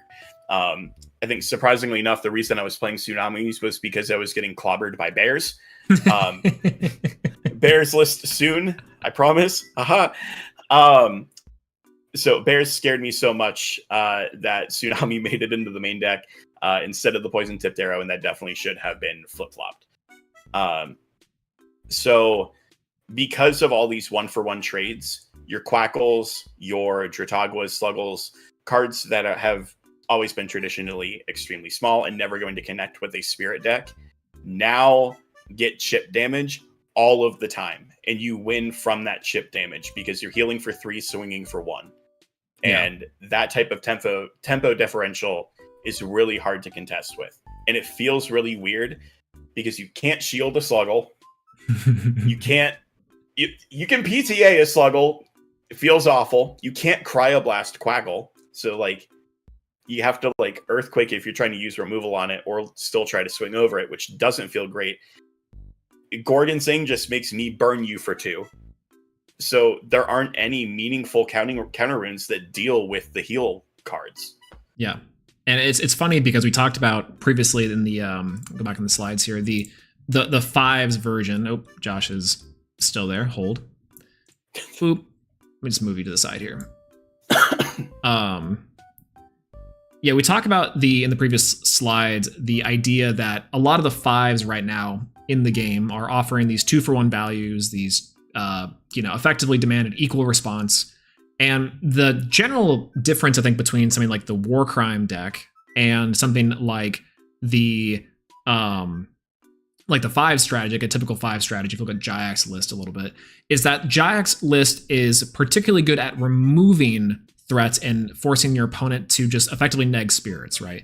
Versus something like the Warcrimes portion is in a weird way doing the same thing, but the added benefit of the heal means that your opponent's burning and you are gaining back resources. You're gaining back cards, you're gaining back like advantage in like the long game, which, obviously, as we know, Elestrals' spirit mechanic is sometimes a hindrance in the form that if you have, let's say, 2 spirits left in your spirit deck, you can't really activate things like Shield of Achilles on a big body, or you have to be more selective about what you Earthquake or spirit managing those things. And so I think that's kind of where this deck shines a little bit, is that you are not worried about your spirits, and oftentimes I think Ever. yeah, you're just dropping it down, right? I think there was a moment in the finals, and I wish that either we had a recording or some sort of playback for it, but I think it was that you dropped down, I think a Sluggle, and I think Jayak had like an Astrab in attack position, and I think that PTA'd, and they held that PTA on, and it felt really bad. The Sluggle healed back for 3, which was great, but that trade on the Astrab on top of having the Sluggle, again, given there was no PTA there, I think that would have been devastating. That's like, okay, now you're back up to 5 or 6 spirits versus I think Jayak's like 2 or 3 at the time. I cannot remember exactly what it was. Yeah. But that's, I think, yeah, right. Like where this deck effectively shines. A lot of the good value inside of this meta right now is, and surprisingly, still dealing with Astro Rabbit. But it's crazy. And I also like the inclusion of Nog in this list too, to dig for those removal and dig for the Ambrosias. I went on the side deck here, but the side deck inclusion was what, like Gorgons, was Tip. It's Gorgons, Tip, Lavalith, Dense Fog to out things like Chronodile, when paired along with like a Boombat or like another removal Invoke Rune. And then I think it was Lumaroo. Lumaroo. For the heal mirror. So because typically the heal mirror goes to deck out for the most option for the larger portion of games, or it gets very close to deck out. So if you resolve 1 to 2 Lumaroos, you should win the deck out war. Oh my god. I think I did see inside of Chloe's deck list as well, the Lumaroos, and I was like, what is this card? I guess it's a 5 body as well, which is not too crazy. That also comes up. Where like sometimes even into decks like Solar, where they have a lot of 4 defense bodies that you don't want to waste your removal on, or like waste an Eddy on. You side in the Lumaroos, water enchant them, and swing in, and for the most part, you get the extra value that way as well. I gotcha. Okay, it looks like Alex in the 9th place was on Lumaroo. That's probably the difference in the side deck there. Okay. Can you talk about Boombat a little bit? So Boombat, going back to kind of the 27 card or 30, 27 cards people are playing the same. I put Boombat in this list because I did see a lot of the topping list also play Boombat. And I think this is a really interesting inclusion because this was effectively not played up until, like, I don't know, like the past 2 tournaments. Yeah. Boombat's a weird one. How do I put this? It is an incredible out to a majority of cards, with the biggest downside that you lose a lot of tempo in the process. If you are not ascending the Boombat over top of something, giving up your normal cast for removal is way worse than using an Invoke to remove something. I would much rather Cryoblast and then stick a Quackle and swing than normal cast a Boombat and pass, if that makes sense. Yeah, that makes sense. Go back to your list. Yeah, it has a very interesting... it has a bunch of really interesting ascension targets in this deck, because you can still technically ascend a Boombat over top of a Sluggle to keep the Boombat on the board, or ascending over top of Quackle just keeps it in spirits anyway. So it is just a natural threat, and if you have a shield or if you have a Tsunami set, you threaten another pop on the following turn, just to keep card advantage in your hand. But overall, as far as removal goes, it did feel like the worst removal over the course of the tournament. Yeah, and it's still removal nonetheless. I mean, I think that it's also in this deck it cares a little bit, but doesn't really care about having any sort of guys. It kind of is foregoing, or rather, it's aware of the fact that removal is everywhere, the trades are everywhere, and so your guys are going to be got effectively within the next turn. Yeah. And it's so interesting too. So like compared to like Sluggle and Quackle, right? The fact that these 2 cards are being the exact same. One can be Cryoblasted, the other one cannot. Correct. And that's a big deal, right? Like that's a pretty strong difference between the 2. Yeah. Quackle, by far, best healing Elestral. It's unbelievable how powerful this card is. We're calling for a ban, right? We're calling for Quackle ban. Oh yeah, ban Quackle. Like, I would rather have to use all of the other worse healers than Quackle. Like, if it make me use Catarant, maybe switch to like Ice Water Heal. But yeah, Quackle is a little too strong in my opinion, just because of that 3 defense stat line. Yeah, it's so funny to me because I think in the inclusion of like a normal Thunder deck, right? Like I think now if you're trying to build Thunder versus like in a post Sparkit world, rest in peace, Yeah. like you do have to kind of think about Quackle and Boombat because you might as well, right? And maybe it's better than Toxionn. I don't really know. I like how in this current meta, so to speak, like you don't really need to burn anyone because they're doing it themselves. And so heal is just the next logical conclusion of like what's the other alternative win con, and it's just wait. And so that's also very interesting to think about. Like, I don't know, do you think Burn could see like any sort of play or representation now that we kind of know that these decks could exist? No, I think that burn is almost unplayable.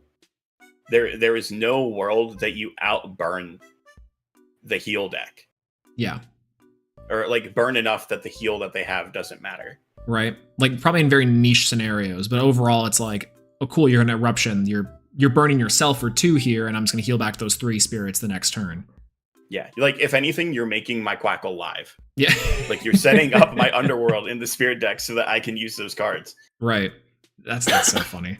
Well, and so this deck also is playing things like Eddy, which is I would call a specialty 5, something that's also forms a removal to get over hard bodies. It's a removal. It's immune to Tsunami, one of the most common counter runes in the game. Technically, it doesn't really lose to PTA, and if it gets shielded, whatever. And that's fine. You just heal back with that. How is Drotagwa in this deck, by the way? If we're talking about the MVPs of Quackle and Sluggle, is Drotagwa even necessary? Drotagwa is very strong. For a couple of reasons. It's not 3 of good, but if your Drotagwa sticks on the field for more than a turn, it is the best card in the deck. Yeah. Because it has a couple of different sorry, I'm looking for the word. Like resistances, a couple different use cases. Yeah, instances in which like re-enchanting the Drotagwa is good. Not only is that healing you for the 2 spirits, but you also get to keep cards in your hand. If I'm not having to commit to another normal cast, that means that I have more options for following turns. One of the big things that this deck is trying to do is trying to keep 8 to 10 cards in hand at all times. The second that you're dropping down to like 3, 4, 5, or like a normal sized hand, that's when things start to get a little yikes. So having the option to re-enchant things, it's why cards like Ash Rabbit and Ash Rabbit are so powerful in this deck, because if they do stick around on the field, they're essentially a +2 in card advantage, because I get to keep the card that I drew and also add an additional card and swing for 2 damage. Yeah. What is a very scary position for this deck? I think that's something that a lot of people I think have different opinions on. I think that some people are like, oh no, Rhino Sect can clear this list. I think Fives has no problem into it. And to me, it doesn't seem like this deck has any scary position. It's just more about spirit management. It's more about like card management itself, like when to play each card is kind of the scary part with this list. Like it's not user friendly. You can't just rock up and expect to win with this list. This is probably one of the most difficult decks that I've ever played. Oh really? It is so skill intensive, because if you play any card wrong, you just lost. If you missequence any of your removal, if you have to waste an Earthquake on like a Sluggle, you lose. Apologies, still have the cough. Oh, no, you're good. But any mistake goes punished in almost any single matchup.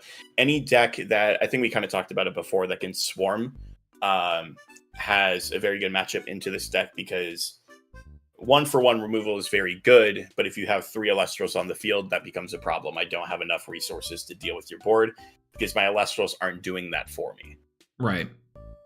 Yeah, and so like you can run into I can see this scenario probably with a lot of people who might look at this list and be like, oh, let me try it. Is that they're going to be accidentally burning themselves in trying to force this strategy to work. Yeah. Which is insane. Yeah. To answer Jayak's question in chat too, how do you feel in the list like mine post side with like roughly 26 Elestrals? I think that's fine. Because over the course of the game, I'm still going to be able to have all those removal options. I have enough, like there are enough removal options in this list to deal with, what is it? Post side, it's 23. I think it is. Hold on. In your post Can you pull side? up my list on screen real quick? Yeah. I just need to do a quick count. Because I think it's 18 removals in main, 21 post side, potentially 24 after the new list.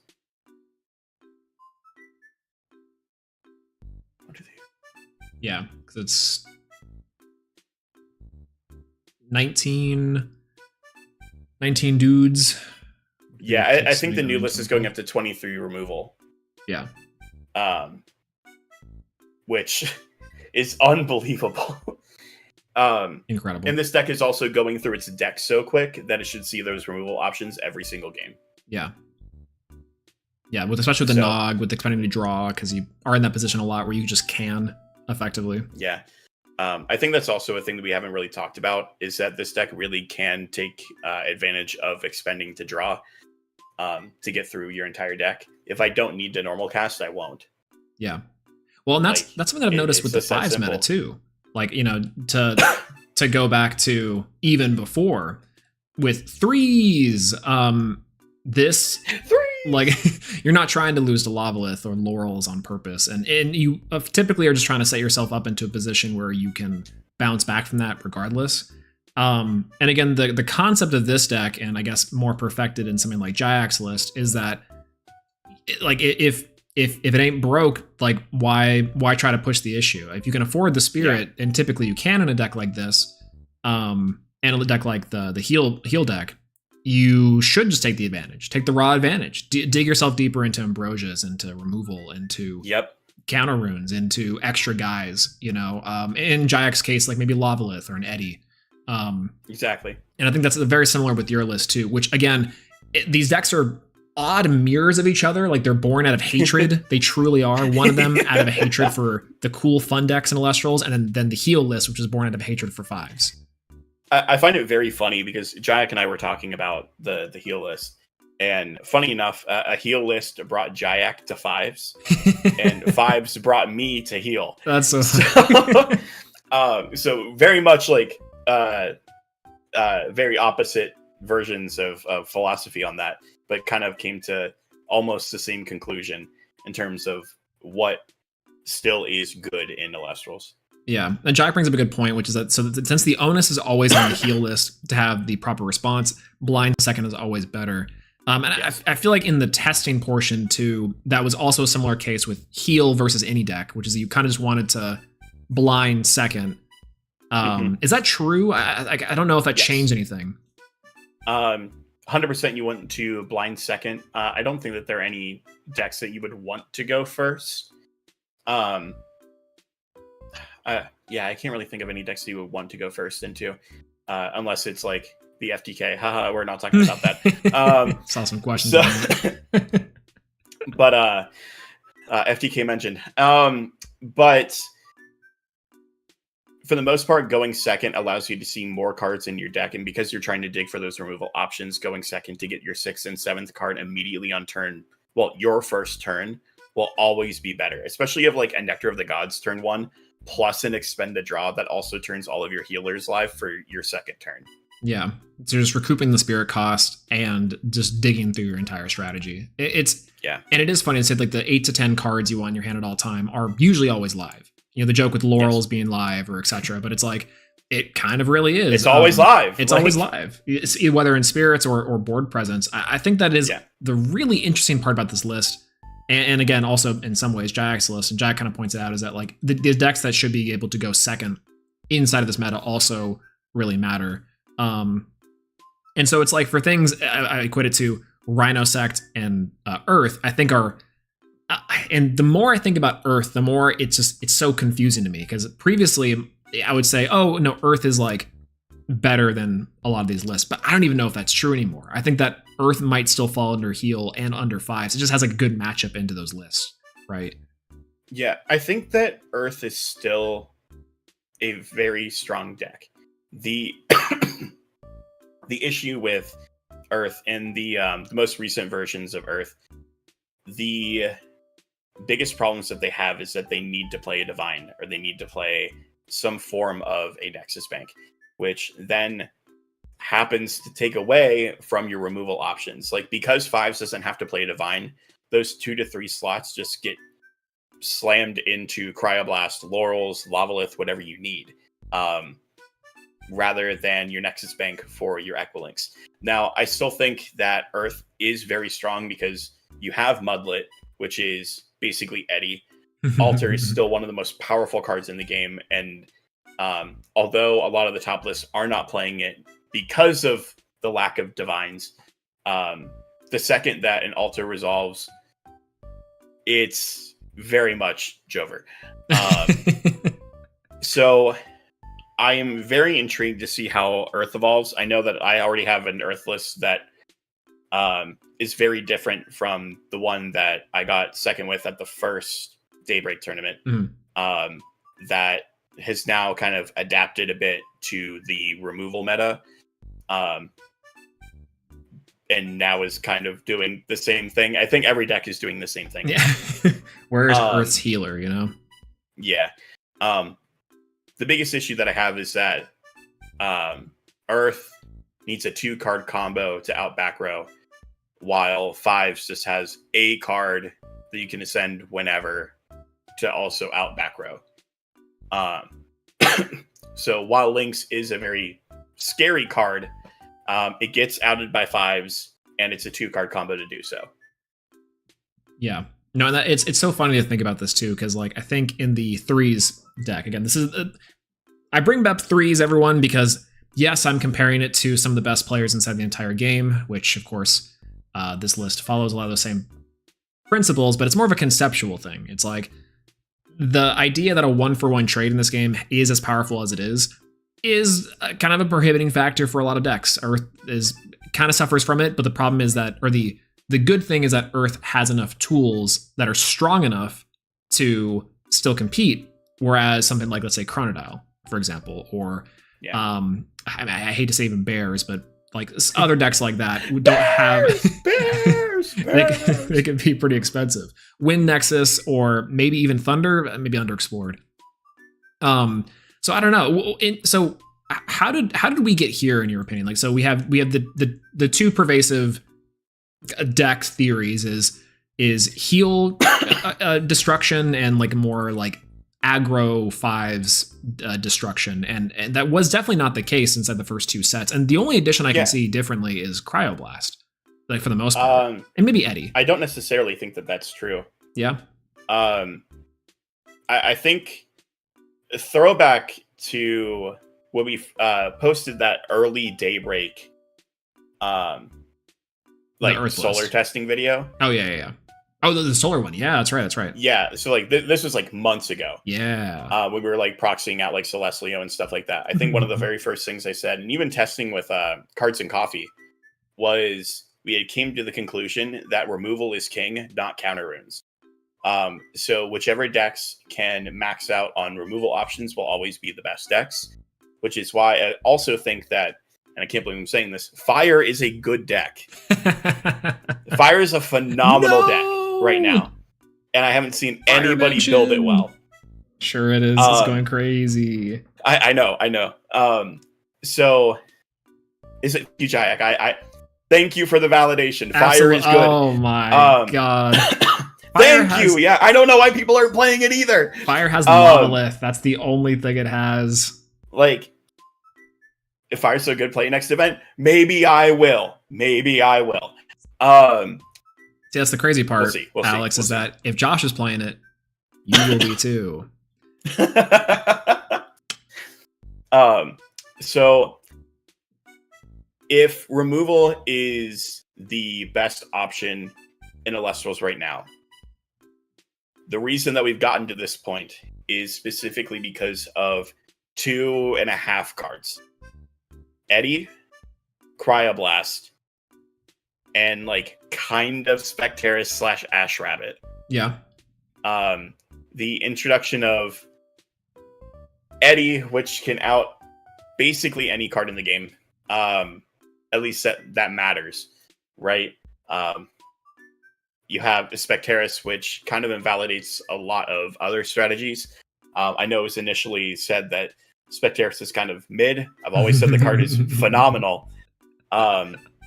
It's very good, and we've kind of reached this critical mass of cards that all do the same exact thing.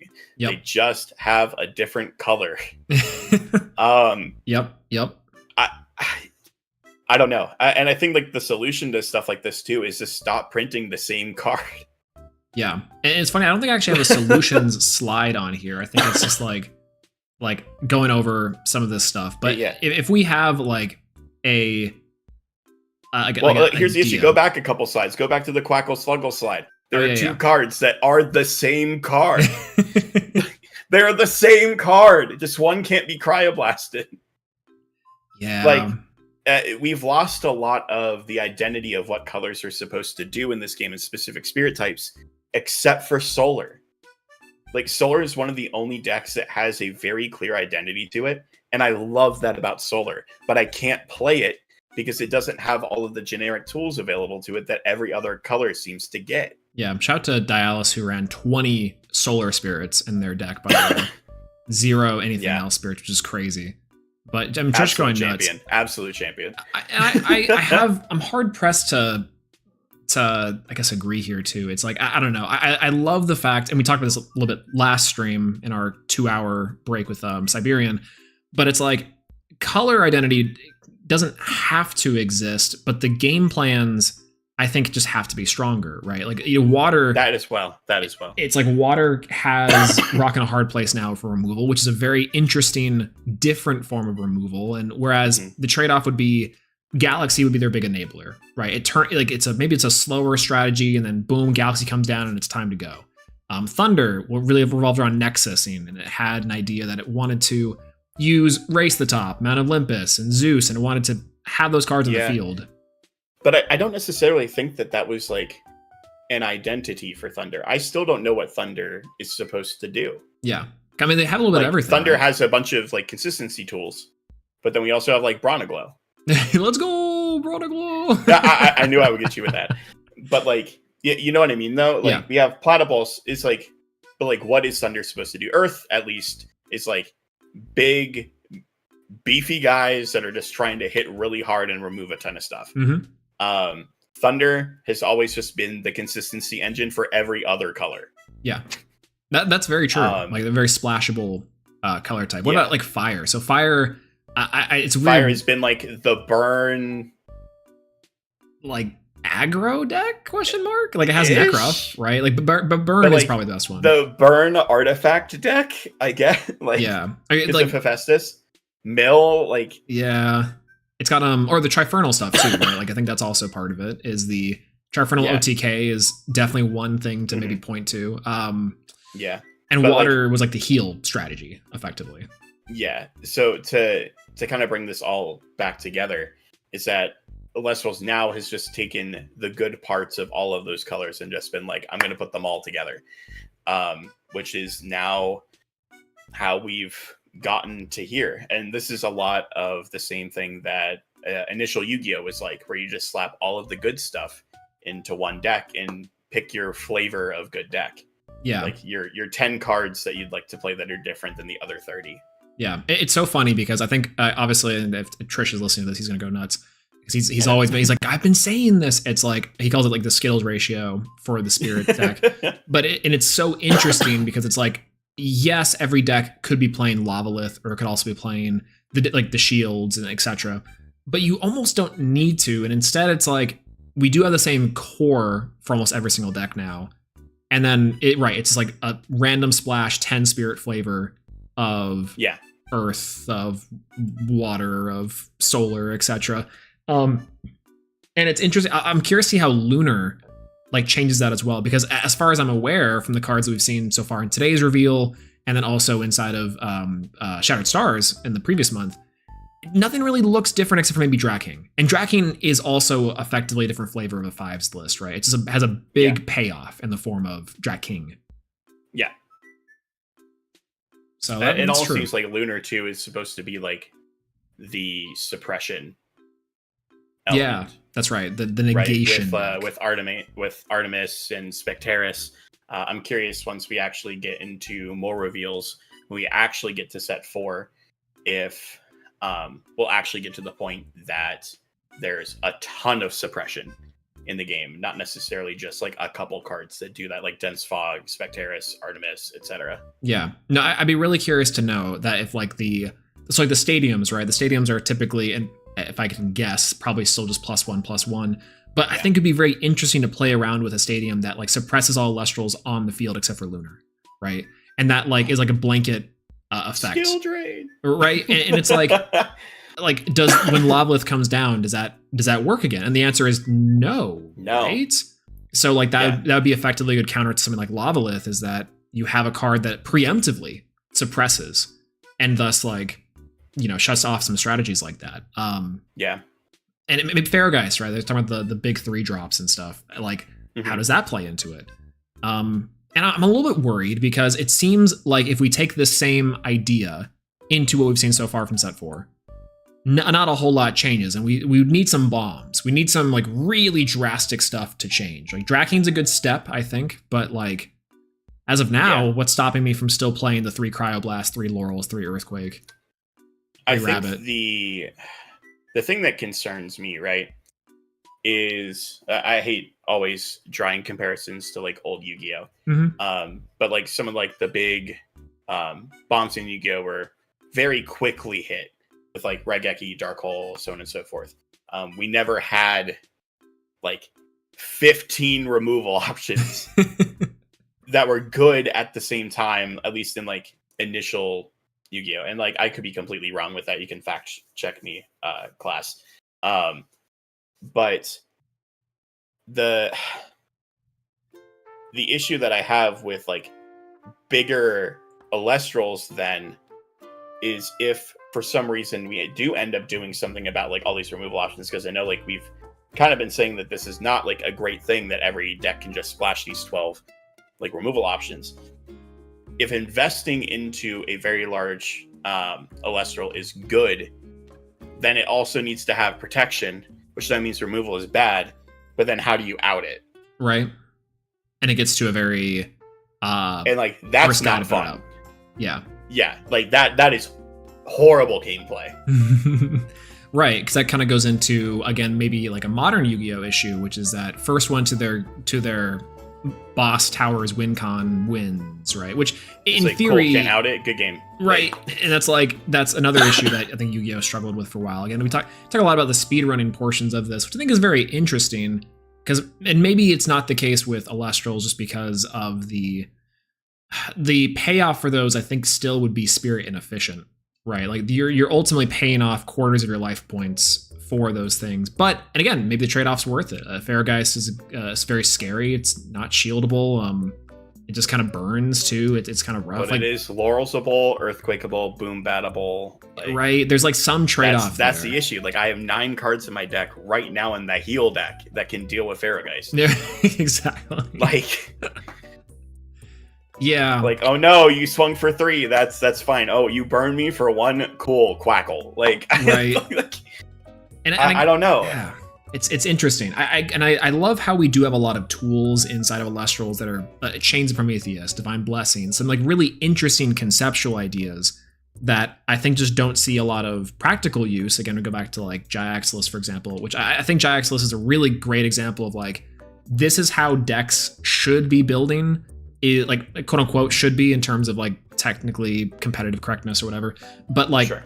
the idea that counter runes are kind of bad, but you play the ones that are most effective, and then you just slap on everything else. And so like where you previously you could say, oh, let's experiment with chains. Could a deck play chains? Well, no, you don't really want to because chains just doesn't do enough. Divine Blessing. Well, having in Divine Rune or a Stadium Rune is bad because Lavalith exists or Laurels exist. And so it's like we have some conflicting tools inside of the Elestral's arsenal that ultimately limits still like the deck choices. Like Helios is about the only thing I can think of that's a toolbox card from the first set that can have applications. It's just not like in the future. In the future, right? Hold on, I'm very curious. I'm gonna pull up the base set list because I think there are more cards than Chariot Ride. there's like Charon's Obel, there's which I think is also to I be seen. wouldn't go that far. Guys, I'm Charon's Obel's biggest champion. There's like Leith, right? There's those generic tools. I think again, it's like set 2 got a lot of really interesting stuff. I remember when Chains came out, everyone was like, yo, Chains to deal back row. Yeah. And then never again did we ever touch Chains. Yeah. So true. So true. Like if fire gets a removal, right? Like if water gets a different removal, they probably still will. But like what's missing from this? Like from the equation with the spirits specifically. Like we're missing like a fire removal is what you're saying? Kind of. I think that's also in the equivalent exchange. Like what is the earthquake or what's the rock in a hard place? Like what's the same but different for these lists that'll actually like take it over the top? Oh no. I mean, like that's the thing. I really hope that that's just not the case. I really hope that we don't have a fire generic removal spell. More removal? I mean, like I really hope not, because then this problem just gets worse. Yeah. And it's I think the other thing too, and actually, Trish, you and I had exactly the same thought at the same time. But the lack of new good counter runes has also been an issue. Like all of the good counter runes, I'll say it, Dense Fog is not a great counter rune yet. It could be eventually in the future, but right now it's very mid. All of the good counter runes are from base set. So we've gone 2 sets without a solid back row. So I don't know. I'm waiting for like the back row to actually punish things instead of be reactive to my opponent's plays. Like I'm looking for a real trap hole, not a poison tipped arrow.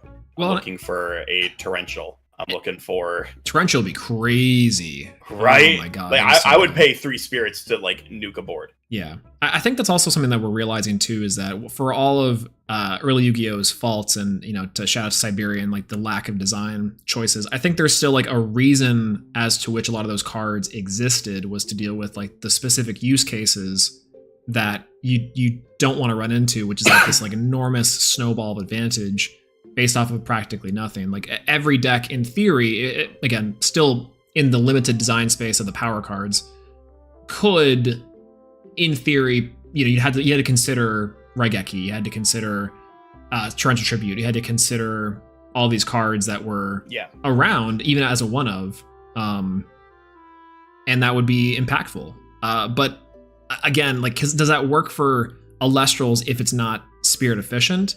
I don't really think so. Like, let's say like Torrential Tribute's a three spirit cost, right? Like it's a Rise from the Ashes type, where it's like it's 3 generics, whatever. I still think that's not enough, because then the next turn, okay, cool. Now I'm gonna, because the speed of the summoning, right, or the casting is also part of the thing. Is we don't have enough cards that are fast there, except for maybe Tadpuff. Tadpuff, yo. Yeah, speaking of which, shout out to the person that waylanced me in like round 3. Oh my goodness. Amazing. It caught me off guard so hard. Got all the healers out of my deck, got all the rabbits out of my deck. I was just crying the entire match. But I do agree that there aren't enough payoffs yet for a Torrential Tribute-like card to be good, but it also changes how people have to play the game as well. So I don't know. I think that cards existing to make people play differently is good, right? Like even like the existence of Cerebral made you have to think a little bit in the Thunder matchup if they were siding it. Like I can't just set everything to play around Spark It. What if they Cerebral me? Yeah, and that's also something kind of cool, is that there are a lot of text in this game. Again, chat's going crazy for the Waylance list, but there are stuff that like that you can be very creative with in this game Yeah. And it's more about like how much do you respect it? How much is it a real threat? Like taking it back to like the heal list, right? Like well, first let's stop by the best deck in the room. Threes. Do you need to respect threes? Absolutely not. No, like threes is a absolutely, yeah, respect threes. Come on, it's a real meta threat. True. I almost took it to this app tournament, but oh god, could you imagine? Should have played heal. I should have played heal. I would have done it. Should have played heal. I hate the heal mirror so much, but like again, the heal meal here. The heal mirror is one of the most skill intensive mirrors that I've ever played in a card game. It's so good. Oh god, it's so stressful. Yeah, that's about to say. It seems stressful. It's so stressful. But like, will you have to respect like decks like heal, right, in the upcoming metas? Yeah. And the answer is probably yeah, right, especially after the recent performance of the heal. Yeah. But in the existence of the heal, does that mean that we are just playing fives and heals and that? I don't know. Like, what is the triangle of this, right? What's the next shift away from this? Like, I know you said the Waylands thing is pretty cool. These like bigger bodies that have a chance to set up and potentially can play well into fives. Like, is there an evolution of this meta, or are we stuck here? I wish that we had more cards to play with that could shake up things. Funny enough, I do think that Dracking will shake things up. Yeah. I think that Dracking has a potentially good matchup into fives. Even like just Dracket itself is a potentially good card into the matchup, paired along with like Rock and a Hard Place. What are they going to do? Either I out their back row or I out their Elestral. Like, right. Cool. I either outed a 5 and I get like a 2-drop. Like, that's phenomenal. And it's interesting because like even Jayax's list, right? I remember seeing the finals against you previously, and then also against Coder before, like in the semifinals. It was that like some board states there was just Elestrals with no counter runes, right? And to be fair, I think Jayax was also holding some of them. I think he's been pretty good about like not just vomiting counter runes onto the board. But yeah, the Dracking thrives in that scenario. Yeah. Okay. I'm seeing a lot of people saying that like Dracking is a problem. I do not agree. Okay, Dracking is just a very good card. Done a lot of testing with Dracking. It's good. It's still like a tier 2 deck. Like, it's nice to have another deck included in like the meta, but like you will see Dracking top. True. But it's definitely not better than the 5s. It's funny. Also definitely not better than the heal deck. It can punish the heal deck, but it's definitely not better than the heal deck. I wonder too, what does that look like though, right? Because I think the idea is that the Dracking list, I think, has been, personally, just from my own experimentation, hard to build because it's like, what are you foregoing for the payoff of Dracking? And the payoff is worth it, but it's like, talking to Caleb, it's like it's a Dracking turbo list. Talking to like Trish and Cards and Coffee, it's like, oh, this is a 5s list with the payoff of Dracking. It's Monarch, effectively. Yeah. Well, it's like, if you look at like this, like if you look at Jayax 5s list, because one of the best Dracking lists that I've seen has just been a variant of 5s, which is so sad to say. But one of the constellations that you end up making is that you do have to back off on some of the removal to replace it for cards like Rock and a Hard Place and the Dracket, which then do technically make the deck a little bit weaker. Like, it makes it less consistent, and your removal options aren't nearly as powerful. Yeah.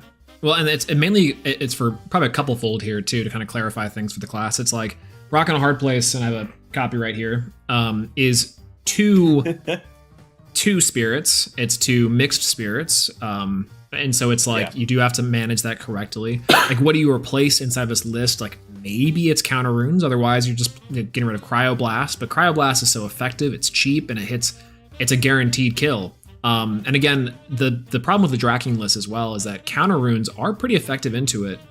They're expensive, but they're good into it. And the issue is that your Elestrals are still counter rune removal. So the counter rune removal portion of Rock and a Hard Place, I don't even think comes up half the time, especially if you can read that they're trying to go for a Dracking play. And then you just go Laurels the next turn, you just go Earthquake the next turn, Yeah. I think the other issue too with the rock and a hard place stuff too is that Dracking is only good when your opponent has 2 Elestrals on the field and a back row. Right. Because they are always going to choose the Elestral to remove, especially if you're threatening a Dracking. And then if they only have 1 Elestral on the field and 1 back row, then cool, I'm getting out a Dracking that essentially does nothing. So one of the only ways that you're actually going to get that Dracking effect off is if you just hard ascend into it, which loses into a lot of things. Hard ascending into things is just not great. Yeah. So, like, I guess you can misenchant, but like, okay, cool, they still have the back row. And that's still a, let's see. Paying 4 spirits to get out a Dracking from the deck is not good. Yeah, it's a better payoff than something like a Chronodile. I keep on picking on Chronodile. It's mainly because Dimax is a Chronodile lover. But it's like it's so funny because either you're going 3 spirits to bait the Dracking and not get the Dracking payoff, right? 2, you're in 4 to 5 spirits to get the Dracking payoff, and payoff in quotes because again, Laurels is live. Always live. It's always live. It's even more live against Dracking. Isn't that crazy? And that's also, again, a kind of an issue is that you can still play strategies like the stall variant of the Dracking. You can just play a big body Mustation. It kind of has the Lockagon problem to me, where Lockagon is an incredible payoff for the deck. Kuribus is an incredible payoff for the deck. But to what end, right? And like, there's so many forms of counterplay to those decks that maybe it's worth it, and maybe we'll see them top, but... Yeah. I think, funny enough, we've been talking about like a 5s Dracking list. Yeah. I think probably the scarier version of the list is the Dracking heal deck. Yeah. Oh god. Post side. Talk about war crimes. Yeah. So the idea is they're never going to keep their shield in against you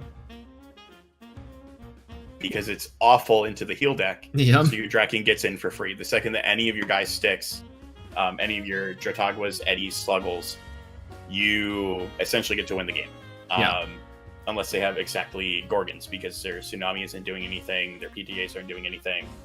How does the heal list do into Mill? Let's not talk about that. Mill is also funny. It's as like an alternative win con if you want, like, as far as... Actually, no, it does do really well into Mill, because you just out the Humbust every single turn. Right. Like, before you had to rely on, like, battle for the most part. Now you have so many ways to out a Humbust that you don't really care. Yeah. Also, the Mill deck is going to get down to, like, 5 cards in deck, too. Like, a Lumberoo's and FTK against them. Like, isn't that messed up? One of the most S tier decks inside the entire game gets got by its own cards. Right? It's so funny. And again, that kind of speaks to like the level of alternate win con or mechanic in the game. Like, again, removal is king, heal is king, and I think the decks that can do that the most effectively, or heal in the way that like Spirit Efficiency. I'll say Spirit Efficiency because decks don't necessarily need to heal. They just need to be able to present threats and be value. hyper efficient. Exactly. And again, 5s is like that. I think Water is the next closest thing. Have the best tools for it now with Eddy and Galaxy and. I mean, that's the issue, though, is that Water is also just 5s. Water is just 5s, right? Like wet. People were saying like wet 5s or big, like wet 5s, big body beaters. It's just 5s. Different flavor of the week. Inside of set 1, you were never properly enchanting a Sorlet or a Nekruff. It's always Water. Yeah, those things are always Water. Throwback to whenever I Galaxied my own Nekruff. That was awesome.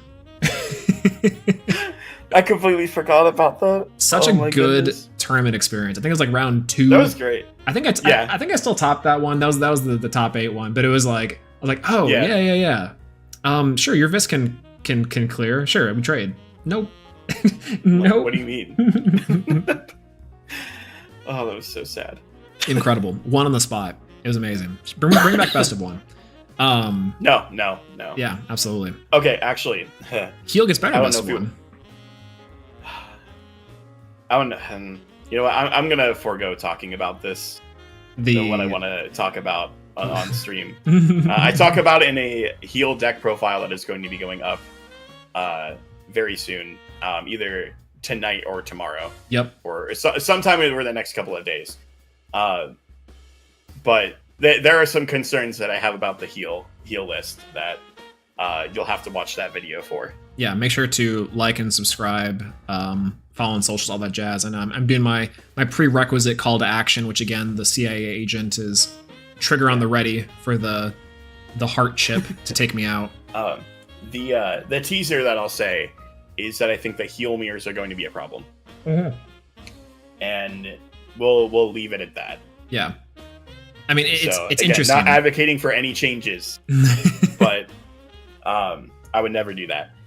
It's fascinating. Heal mirrors are going to be a potential problem, especially since this deck is now out there and more people are going to play it. Right. Like, so it's interesting because you talk about the matchup into fives is, I would say, probably favorable. If not, it's 50-50, almost direct, because it just depends on the draw.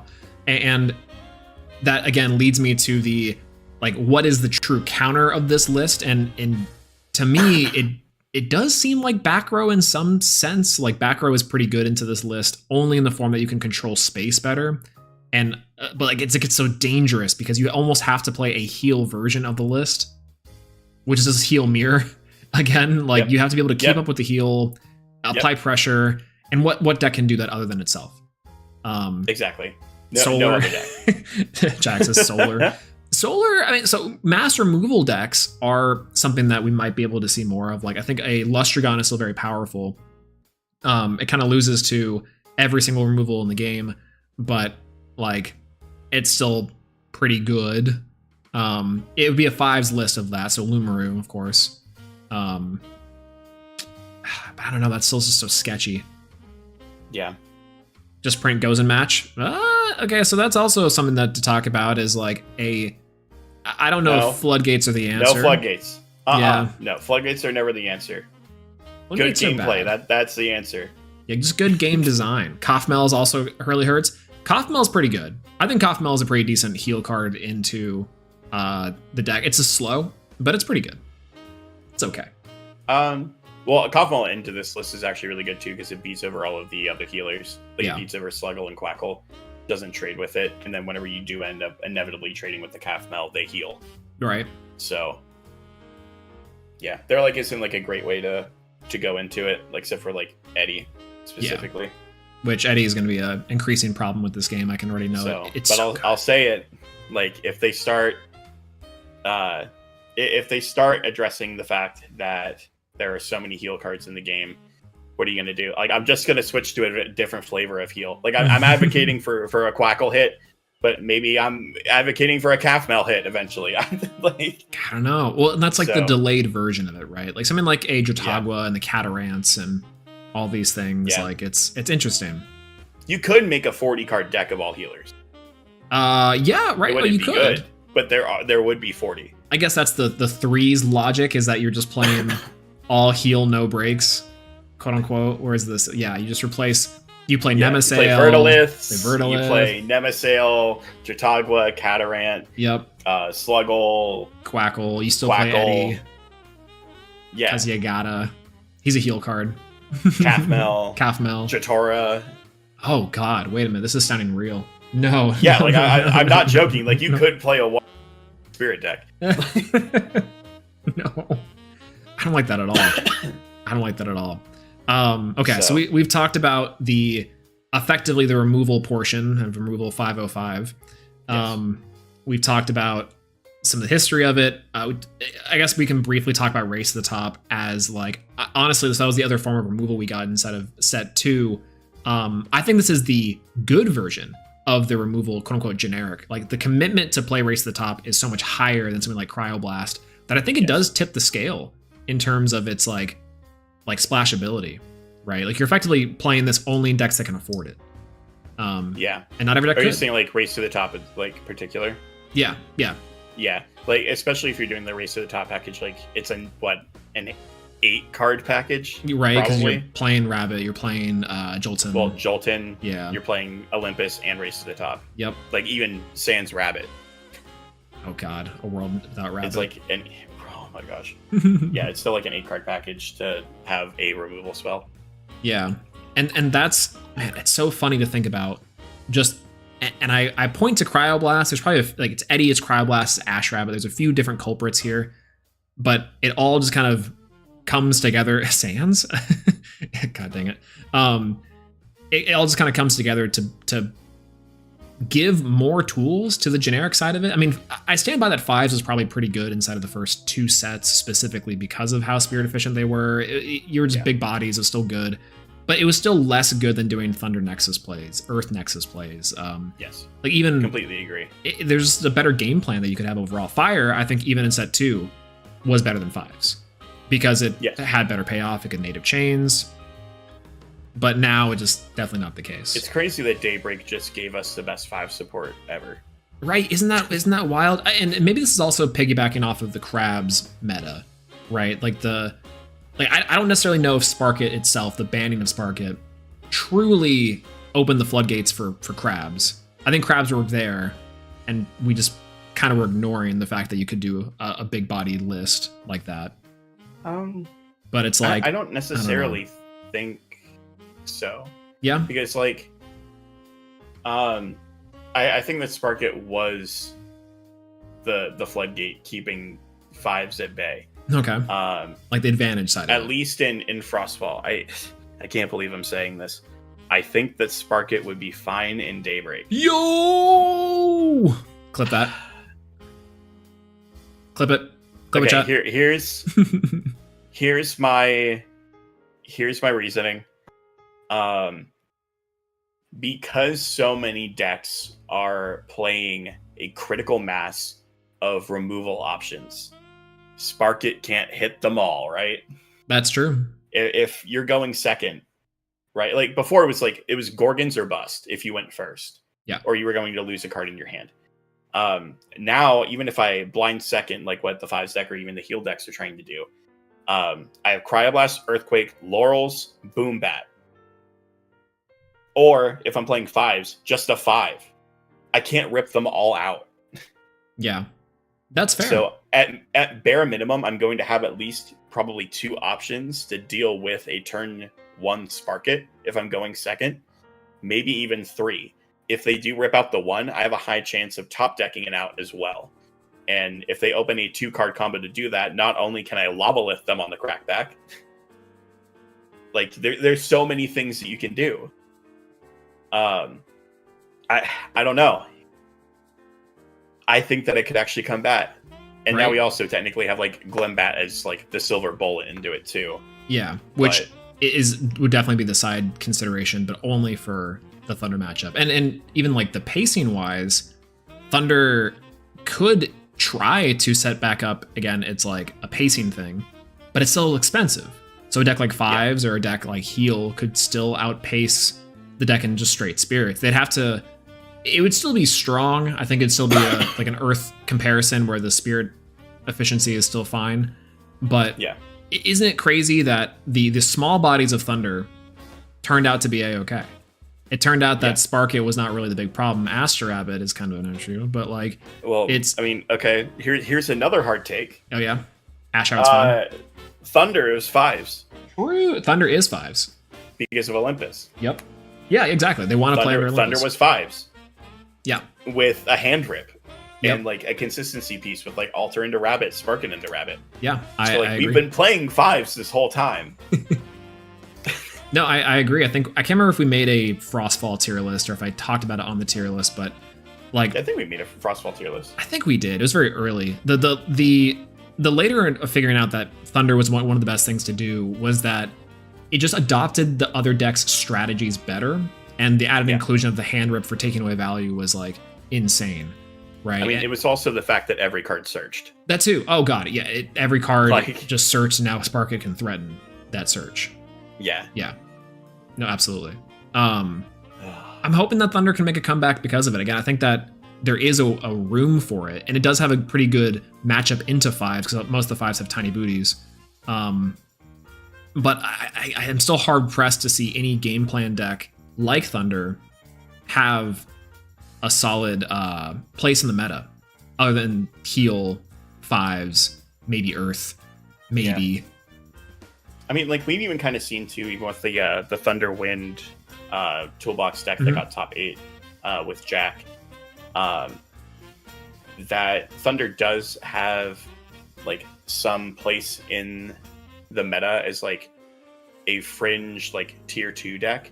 Like losing Spark It didn't make the deck lose its consistency. Yeah. It just made it lose its win condition for the most part. Like Thunder kind of just goes back to what it was trying to do in base set, where it was teching in like Viscerus, Sorlets, and other 5s to boost up its strategy. I hate saying the number 5. Oh my goodness. But but like it hasn't lost any of the oomph that the deck had. It's still a very solid strategy that can take games and obviously still top. It just needs to take advantage of other resources that the game has to offer, like the Win toolbox. Yeah. What's your read on Rhinosect? I think people are pogging out of their minds for Rhinosect, and it's like deck's crazy. Yeah. Like deck is so good. I think the biggest issue that Rhinosect has, and I know Kevin's kind of talked about it a lot. If you see Rhinosect, you win the game. On the spot. If you don't see Rhinosect, you lose. Yep. I will say, I still think it's interesting that a lot of people are doing the Frost Nexus version of the deck. I still don't think that is particularly strong.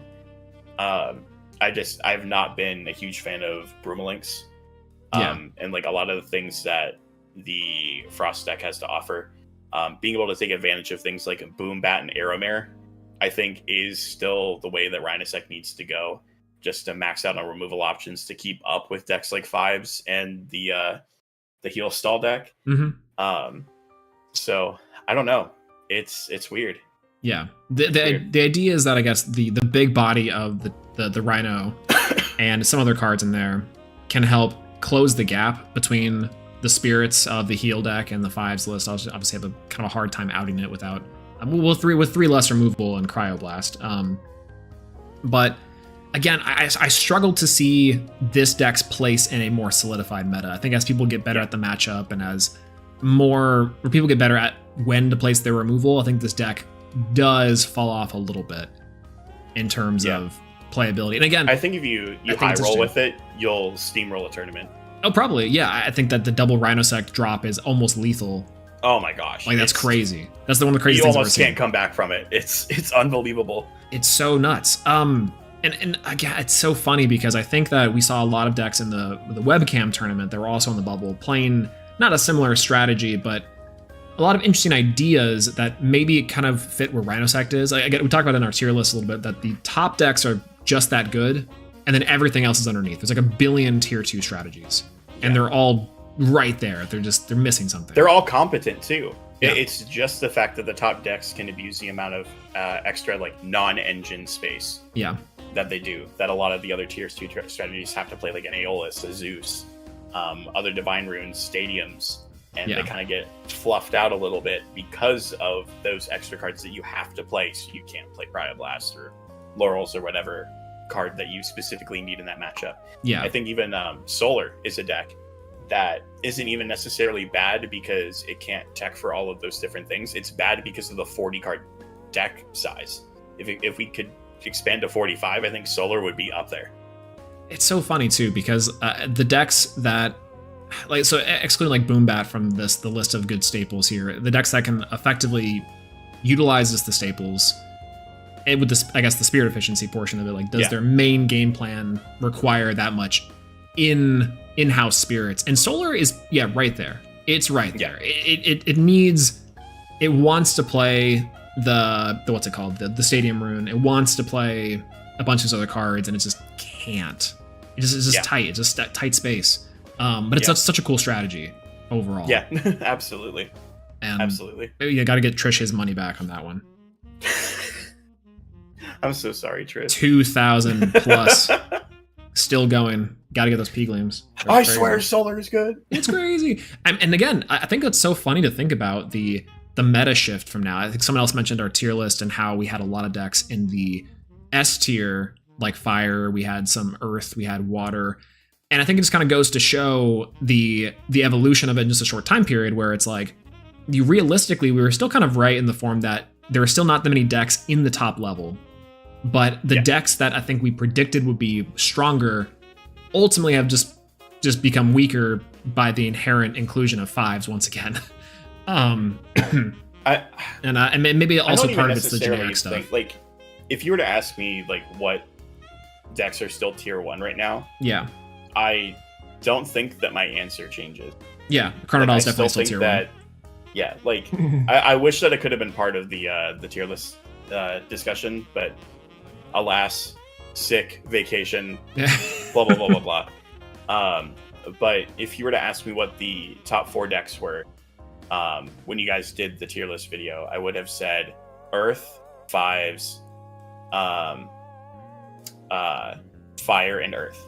Yeah, and I think the only change that goes from those top 4 is that Fire, I think, gets bumped down to just a tad, and Heal takes his place.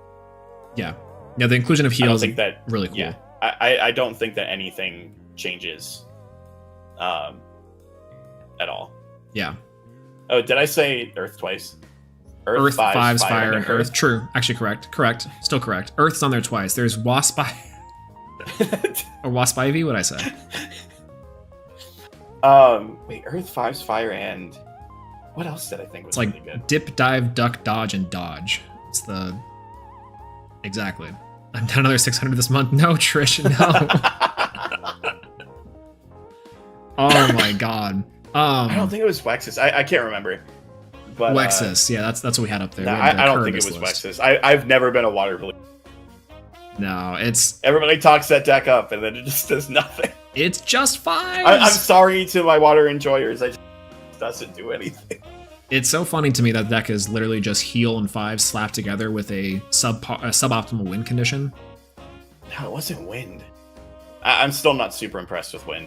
Really? I think Wind had a lot of bubbles on the last tournament that people are really, really in on it. I also don't get it, but it's fine.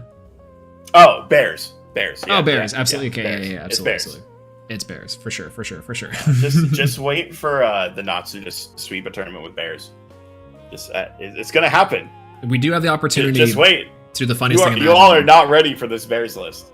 Yeah, it beats Heal Stall. Apparently, it's anti-5s. It's anti-5s. Apparently, and it beats Heal. It's probably only bad into Earth? Question mark. I don't even know if that's true. Yeah, it's really bad. It's not great into Earth. No, okay, because present removal. Rhinosect has a hard time with, but I'll say it beats Rhinosect. I want to see it all the way. Rhinosect is a very difficult matchup for Bears. Yeah, but yeah, I think we're kind of rounding down to some of the bigger parts of our discussion of the fact that the Heal deck exists. Fives is still an issue, but for different reasons than before. Less to do with the actual Elestrals and more to do with the generic tools that these decks have available to them that make it so hard to deal with. Yeah. I guess, do we have anything else you want to yap about, or any other points that you want to make? And I know there's some things that Siberian and Kevin were talking about last time that also. Oh yeah, no, I'm gonna try and keep it on topic. I don't think we've strayed too far away from the Heal path. No. Yeah, you know what? I'll talk about it. I am here to derail the topic. No. God. I'm just Let me say my piece real quick. Bye-bye. Lol. Okay, you know what? I'm going to talk about it because I did say it in the profile. I'll just say it anyway. So, this is a thought, and if Chloe's still around, we had a situation in our top 4 match that could have happened. Interesting. In an issue with the mini game. Oh, the mini game. That's right. So, forgot about that. Yeah. So the issue with the Heal deck is actually with like how tournaments are currently run. Not necessarily with like the Heal deck itself. The Heal deck itself is fine. I would say I don't think I went into time. I went into time once of the whole tournament, and I think that's like a testament to say like the deck doesn't play slow. Yeah. Like you're still like actively playing, so on and so forth. Like you know what I mean? It's not like you're trying to go to time. That's not the deck's win condition. but in the heal mirror specifically. Chloe, what? Our game 1 took 30 minutes, I think. And that's like the average. Oh, actually, that was pretty quick, too. Like our game 1 being it was 35 minutes. And that was a pretty quick game 1. They normally take longer. Oh, it was 25. It was 25. No, 25. It was a really quick one. Yeah. I forgot, Jai. Thank you. You were spectating. 25. And it was a really quick game 1. Yikes. And that was also because Chloe and I have been practicing the heal mirror a ton. So we know what to do. I am very concerned that if more people pick up the strategy, and I know that people will, because like new deck, I want to try it out, and heal is very fun to play. I'm not going to say that it's not a fun deck. But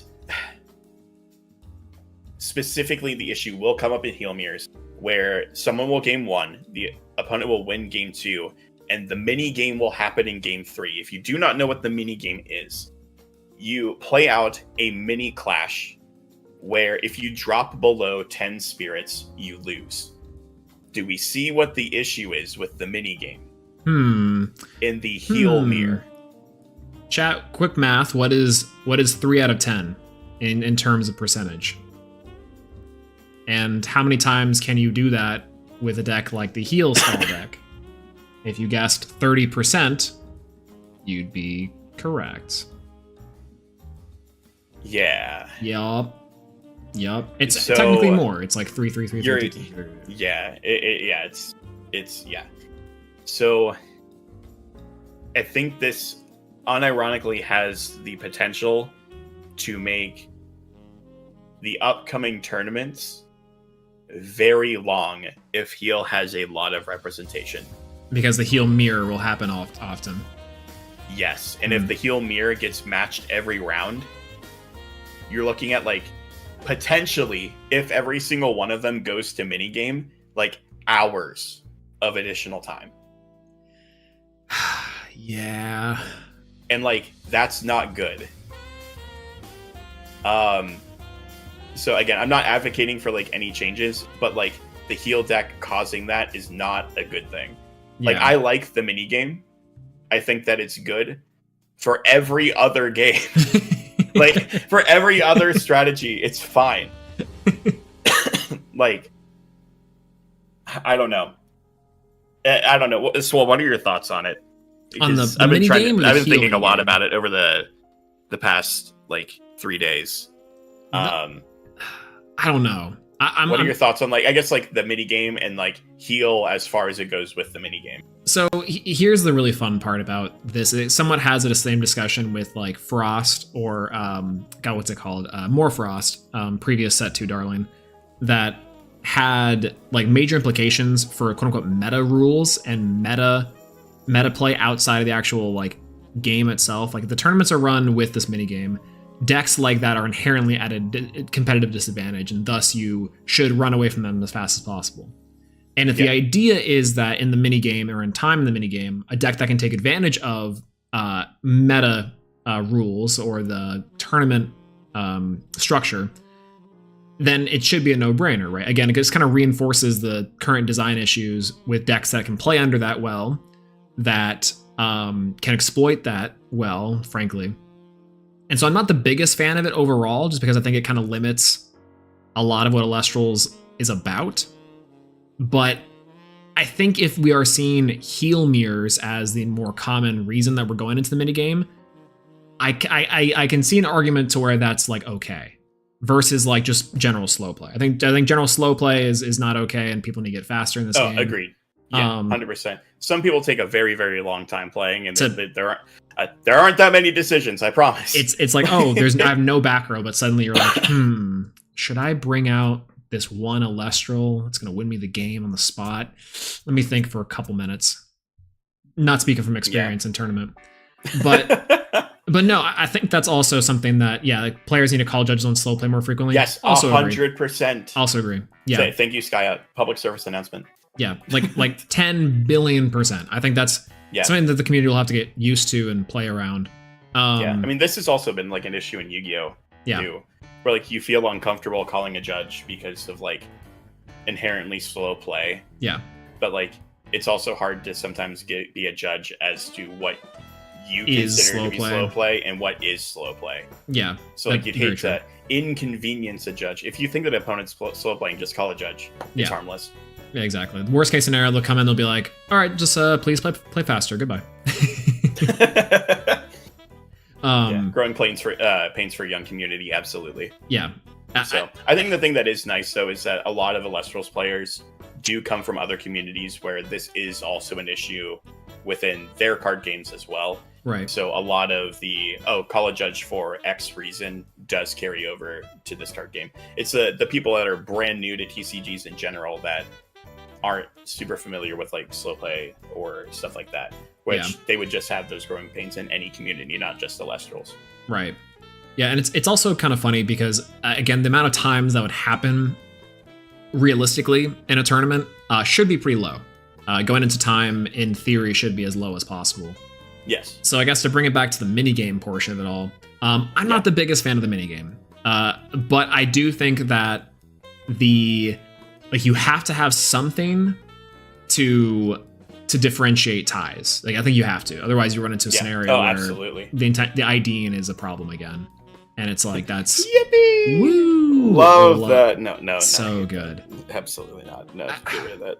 It's so funny. I think everyone was super in on it to start, and then it just slowly devolved into, wow, we really can't keep doing this. We really can't keep IDing again and again. Thank you, best of 3. Oh my goodness. So good. Yeah, I guess that too. So as the best of 3 kind of evolves and side deck patterns become different, I think Jayak's consistent argument for 5s and other decks of the ladder is that people aren't teching in for these decks. And I don't know about you, my argument for this is that there's just not enough cards right now to really the decks can actually play to tech in for these types of strategies. I think these strategies are going to be strong until we see like a big shift. Okay. Skyhawk brings up a really good point too. And like I said, I'm not talking about the FTK. I'm not going to talk about the FTK, but Heal is not the only deck that this could be an issue for. So yeah, what do you mean that they can do the thing faster? That's without the mini game. Yeah. Like if they go into turns. Oh, that's right. The turns because portion. The FTK turn takes like 20 minutes. Oh no. Yeah, Chad. We will be discussing that at a later time. We're not exactly sure when, but just know. I was gonna say it got played against me round 1 of the app tournament, but you won, I got lucky. Oh my goodness. I think my opponent was 1 spirit off in their spirit management, or I would have gotten FTK game 1, and then game 2 they break. Thank God. Oh my jeez. Lucky that Dimax in practice. True. That too. So, but yeah, we'll talk about all that at a later date. Yeah. Isn't that so funny? Again, it's like I can't remember when it was inside of Yu-Gi-Oh! Most recent big FTK outside the Gimmick Puppet one. It's like at least to my knowledge, you could practice for the quote unquote pendulum FTK back in like 2017. You could do the there was also the Exploder Rocket FTK in during COVID. That was so funny. Telefon FTK wasn't like super difficult. It's also real now. I think you can still do it now. Yeah. You can't really do it now because of Hulk ban. Oh, that's right. It required Hulk. Oof. Yeah. Yikes. But the Exploder Rocket FTK was like very, very, very, very, very. Oh, you can do it now? What's going on, Words? Hello. Wait, what do you do now? So I don't want to derail into Yu-Gi-Oh stuff. That's not what we're here for. But what did I miss? Words, we're talking about the current meta. Yeah, I was about to say it's like not great. Words, we were telling everyone to subscribe to you to beat Caster's Corner. Always.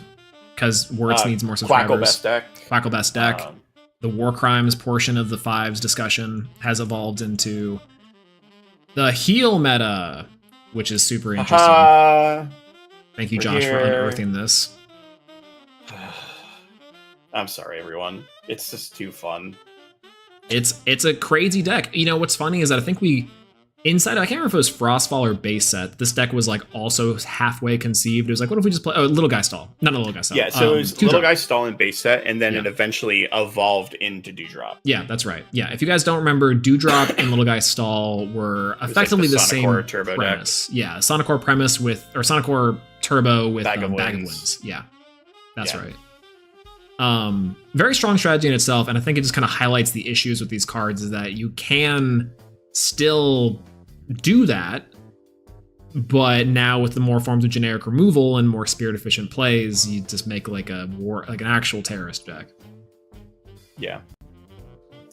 Jack, I share the same sentiment. I'm taking the next one. So I've lost the best of 3, but I won't lose the best of 5 in finals matchups. This is like the Josh Chips matchup. It's like you'll never beat Chips a 4th time.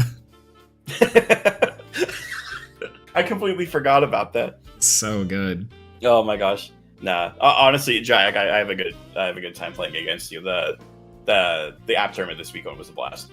Yeah, it was a good thing to watch too. I think we were watching the finals, and it was it's so funny. I remember trying to predict like, okay, that's a poison tipped arrow in the back, or Josh heals back a thunder, so he's got a Quackle maybe pending, and then like a rabbit came down, and I'm like, okay, he's got something. It was such good back and forth. I think because both you and Jayak were playing at such a high mental capacity, and it's just like you love to see it. I think, yeah, this meta is a little bit underwhelming in terms of like. What do you mean? You get to play Quackle. Oh my! See, true. Never mind. Yeah, Quackle, my goat. It's peak. It's peak. God, I just want 3s to be good. You know, lose to Waylance more, please. It works. No. True. No, works is correct. Waylance best card of Is that our Ship of Theseus? Or what's the one fusion card from the tins? Oh, Sea Monster Theseus. Sea Monster Theseus. Is that the best card of 2014? Yeah, is that Waylance for us? Or no, it wasn't. I think it was 2018. It was one of the two. 2017, 2016. One of those. It was a weird era where Konami years. was like, "This is the best card. You'll see it everywhere." 2017. Okay. Yeah. 2017. Yeah. It was a promo. The best card of 2017. Crazy. That card's awesome. Waylance low key, reasonable theory. Doesn't lose a Cryo Blast, also true. Eddie Tsunami, also true. And getting off of Shield main deck. That's true. Yeah. As more decks are off of Shield, the more that 2-drops can be somewhat relevant and spirit I trading. think the issue is though that's not going to happen in a week. A week Shield is going to be in everybody's decks. Yeah. So, because it's the only way to stop tracking. Yeah, that's oh god, I forgot that's in literally 1 week we have the meta change. Yeah, it's literally a week from. Is it a week from today? Or 8 days? 8 days? 8 days. September is the 30th. 8 days. 8 days. Oh god. Till Draking real. Well, I'll be rolling up with Draking, I'm sure. I gotta play with Artemis. My favorite Probably card. Draking heal. Draking heal. That's it's just your heal list. It's this list with 1 copy of Draking in it. This is the new meta innovation. It's like 1 less copy of like Boom Bat or something, and it's like, oh cool, here you go, have fun. Anyways, Draking. Anyways, Draking on top of my Sluggle, have fun. Oh my god. 3 support. True, it is 3 support. True. Yeah, it is really 3 support. It may say 2. Honestly, Draking might be the beginning of 2s. 2s. 2 yeah. support. No, this list is Quackle, 2s. Drakid, Sluggle, Boom Bat, Rabbits. both the rabbits. You keep Eddie because Eddie is an honorary everything. He's like basically a 2. He's basically a 2. Yeah, I mean he has a lower defense stat than most 2s, so you know. Yeah, so he's fine. He's like an honorary inclusion. In Exactly. 2s. Yeah. We have to take out Peegleam. Unfortunately, he's not a 2. No, Peegleam is a 2. It's a 1/2. Oh, sure, we can keep Peegleam. Let's go. Yeah. Well, actually, if you think about it, Lumberoo's a 2. Lumber is a 2. He Has a 2 defense. Yep. Absolutely. Actually, 5s is 2s. If you think. Oh, you also can have Jolton. Man, this is getting dangerous. Yeah. Anyways, I think that's effectively the big wrap up for our Professor Swolax and guest lecturer Josh, aka Bean Soldier TV here. Anything else you wanna say to the class other than homework's due next week? Homework is due next week.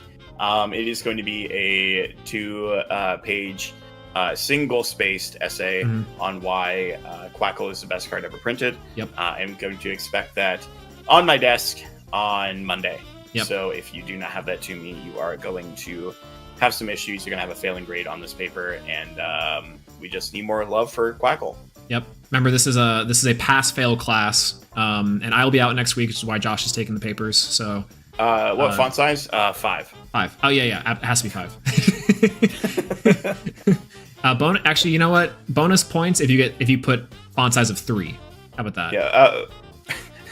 Bonus points if you do 2 for Quackle stats. Yo, true. Yeah, you alternate for Quackle stats. each line of 2, 3, 2, 3, 2, 3, 2, 3, 2. Yeah. I'll give you bonus points. Awful. In the pass-fail class. Exactly. Oh god, 2 + 3 + 5. God damn it! It's the Tony Stark meme. It's everywhere I go, I see their face. It all loops back to 5. Jesus. Either way. All right. Well, thank you, Josh, for coming on and talking about Thank war you for having crimes. Absolutely. Thank you for making this ridiculous deck and making my tournament run that much harder. So, like I said, deck profile is going to be up over the coming days to talk very specific niches for every single card and decisions, side deck, spirit math. I think it's going to be like a 25-minute deck profile, so it's going to be a pretty big deep dive onto all the other options that you'll have in the future too for the heal deck. Yep, it's a really cool deck, guys. It's so funny to think about the inception of this list because it is very technical, so you do need to study up a little bit. But I think over time, as people get better at spirit management and otherwise, this list is really scary. So it's something you do need to be looking out for, and something you do need to prep for. Or play it yourself.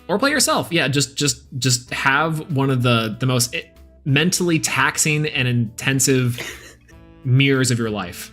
It's great. It's so good. You literally will lose 5 pounds because you're just stressing that much. Just oh god, Quackle when. You get to see the Bears list? Yes, Bears list sometime soon too. Mainly because my cough is mostly gone. Yep, So, and we've been playing a lot with this Bears list, and it's so fun. It is very good. It is very good. So I think there's no other decks we have right now because the meta's so slow. No, it's not true. There are plenty more actually to come into. I'm curious to see how the decks develop. But we'll see. Yeah. I mean, basically have a new meta in 8 days.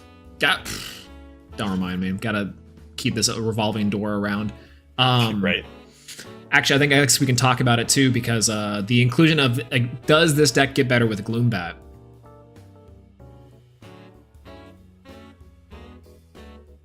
I would say no. No, it's a 3. Okay. Is it time to go on my Gloombat tangent? We can. Let me pull up a picture of the card. Okay. I think Gloombat's super mid. Ooh. Choice. Okay. There is going to be some hot takes about Gloombat. I gotta go to the official Elestrals channel. Gotta scroll past us and MBT. Gotta turn off A drive here. We've got a ton of new reveals, so stick around. You don't want to miss it. There we go. Perfect. The impression is so spot on. It's crazy. I need to practice it more. It's oh, dragon over here. Put where is the PowerPoint? There you are. Where is the live editing? Love to see it. Love to see it. Oop, there we go. Gloombat. Okay, there it is. Talk about Gloombat a little bit. Upcoming meta stuff for you guys. A little bit of a wind down. Let me full screen. That's better. Perfect. Oh, perfect spacing too. I know. Isn't that crazy? Man, we're so good at this. You're so good at this. So good at this. All right, so Gloombat can only be special cast from the hand if you're with Lunar. Important to note there too. If an opponent has at least 2 face down runes, and then you can disenchant, target destroy a rune. Good or bad? Bad card. Bad card. Bad card. Okay, bat card actually. Okay. So Swole, do you wanna say your thoughts first, and then I'll say mine, or does it matter to me? I think this card will be good for decks that don't have a good way to board or play into counter runes. I think I've settled on this card being a card that is like, it's wasting card advantage and spirits, to be fair, to make sure your actual play can go off. I think this card is scary in something like a Pharaohgeist deck for obvious reasons, but I think that's about it. That's effectively my thoughts. This card is fine. It's not okay. Crazy, but I think it's fine. I think you have a better opinion of this card than I do. I think so. I'm on the positive angle. I'm on the like, yeah, play it, sure, why not? Like who cares? But but you think it's bad, like bad. Okay.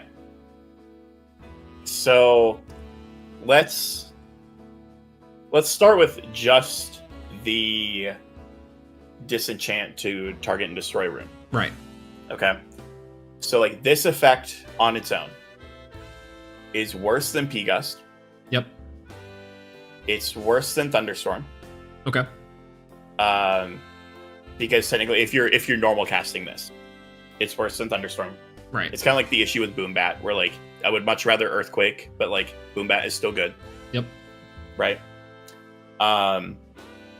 It is also worse than Equilinx because it dies. Yep. Right. P-Gust, at least you can like re-enchant every turn to keep hopping back row if you want. And the stats are still technically better. 2/1's bad. The special cast effect will only happen against bad players. Okay. Interesting. We've kind of seen for right now that setting a back row at a time is more than enough. So correct. Gloombat itself is a bad card. However, the existence of Gloombat makes other decks better. Okay. Like, so what I mean by that is because of this card's existence, I can never confidently set 2 face down runes. Yeah. Because of this card. Especially into a lunar matchup. I just want to point that out too. That if you know your opponent's especially into lunar. Yeah. But technically any deck can play this card. Like realistically with how crazy the spirit in like the spirit deck have been and how diverse they've been, you can account for any deck being able to play this, especially if they're playing Spectrus or any other type of lunar support. Just kind of goes back to Skittle Siri. Trish popping off. Yeah. Especially, I'm back. You said Skittles. So this card's existence makes it so that Draking gets better because they're only setting 1 back row at a time. If you set the wrong one, then whoops, you just lose. Your 50-50's gone. Yep. Whoops, you lost. This card's existence makes Earth better. Yep. Because you're only setting 1 back row at a time. Mm-hmm. If you don't set the right counter rune, my Vis gets through. Yep. My Equilinx gets maximum value. My Lavalith gets to hit that exact back row, right?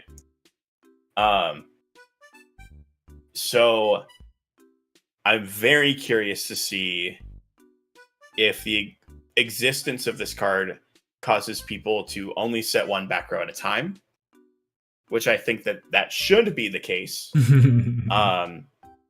Because I think if you do not play around this card, you get punished really, really bad. Especially by 2 drops, especially the Draking deck. If you set 2 back row into it, you're feeling real bad real quick. Because they just get a free Draking out of it out of nowhere. That didn't cost 4 spirits to get into. Makes Rockin' Hard so plays I don't better know. as a card overall too. It's weird because like again, I think that this card's existence makes other decks better, not because Gloombat is good. Yeah. No, it makes P-Gust also like wind and some variant cards that can play back row removal better. Typically too, it's like, yeah, you're right. Like setting the right counter rune will matter so much more now. The back you said Skittles. God damn it, Trish. And it's funny because I think I don't even know if even just certain decks. I think most decks even right now. Again, this might change by the time that this comes around. The Shattered Stars, but the decks right now almost want, like, they don't really care about a single back row, right? It had like Tsunami is probably the most effective because it's like this chainable, it effectively resets board position, and it's like, okay, well, now my big push was wrong, and now you have to deal with my one back row, and it's same issue. But one Gorgon isn't going to do it. One PTA isn't going to do it. A shield is even worse. And especially into the heal deck. Right. And it's like, I guess the existence of Gloombat would make people afraid to do it. I have seen more people bluff set in this game than I have ever seen before inside of set 1 and set 2. For some reason, people are still bluff setting. Class, I'll tell you this right now. Stop There's no bluff point. setting. I saw the Josh only reason we were ever bluff setting was because of Spark It. We don't need to anymore. And Cerebral's not a big enough card to worry about it. I saw Josh destroy a Water 5s matchup in the webcam tournament because a Equilink sniped a Ambrosia. Yeah. And that was like one of the biggest factors to keep the deck back in the game. And oh, whoops, it's gone. Why would you ever do that? That's crazy to me. You know you're facing against Earth. Something else happened in like top 4. We're not going to talk about that. The PTA thing? No. It's kind of being talked about. We're not going to talk about that one. Yeah. That one was pretty big too. Again, it's just muscle memory, and Gloombat I think punishes that way more. As well. Agreed. And I was tired. True. Yeah, I didn't say it. I didn't say what happened. Yeah, I didn't say it either. Yeah, I was tired as well. But no, absolutely, and that's fine. I do think this, in a weird way, I do think that Gloombat also, I don't know if it replaces cards like Lavalith either. Again, I know that Lavalith is a point of contention, but Lavalith is effectively just a better version of this. Yeah, I mean, it's also a 6. It's a 6 body. That matters a lot.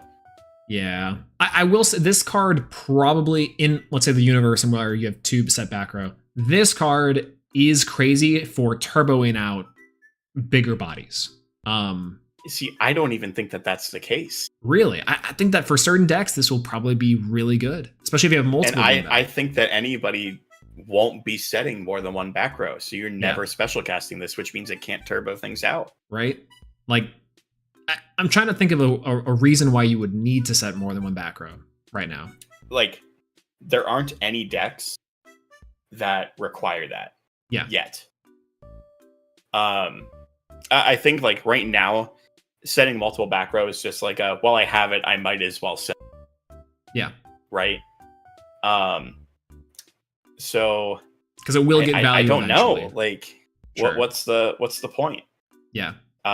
I think the only issue would be like, I'm going to set them all so I have as many options as possible.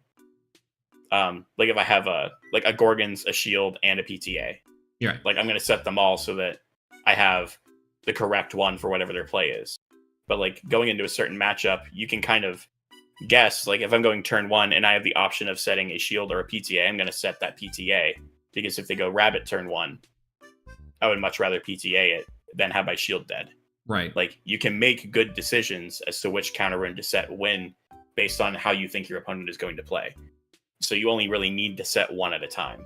Yeah. It's also really funny, too, because this is a really interesting thing into, like, the removal meta, right? Like, the removal meta doesn't really care if you're taking 1 spirit damage from the guy you didn't PTA, right? Like, let's say you're hedging your bets. You're saying, oh, well, I'm not going to PTA this guy. I'll wait for a more effective target.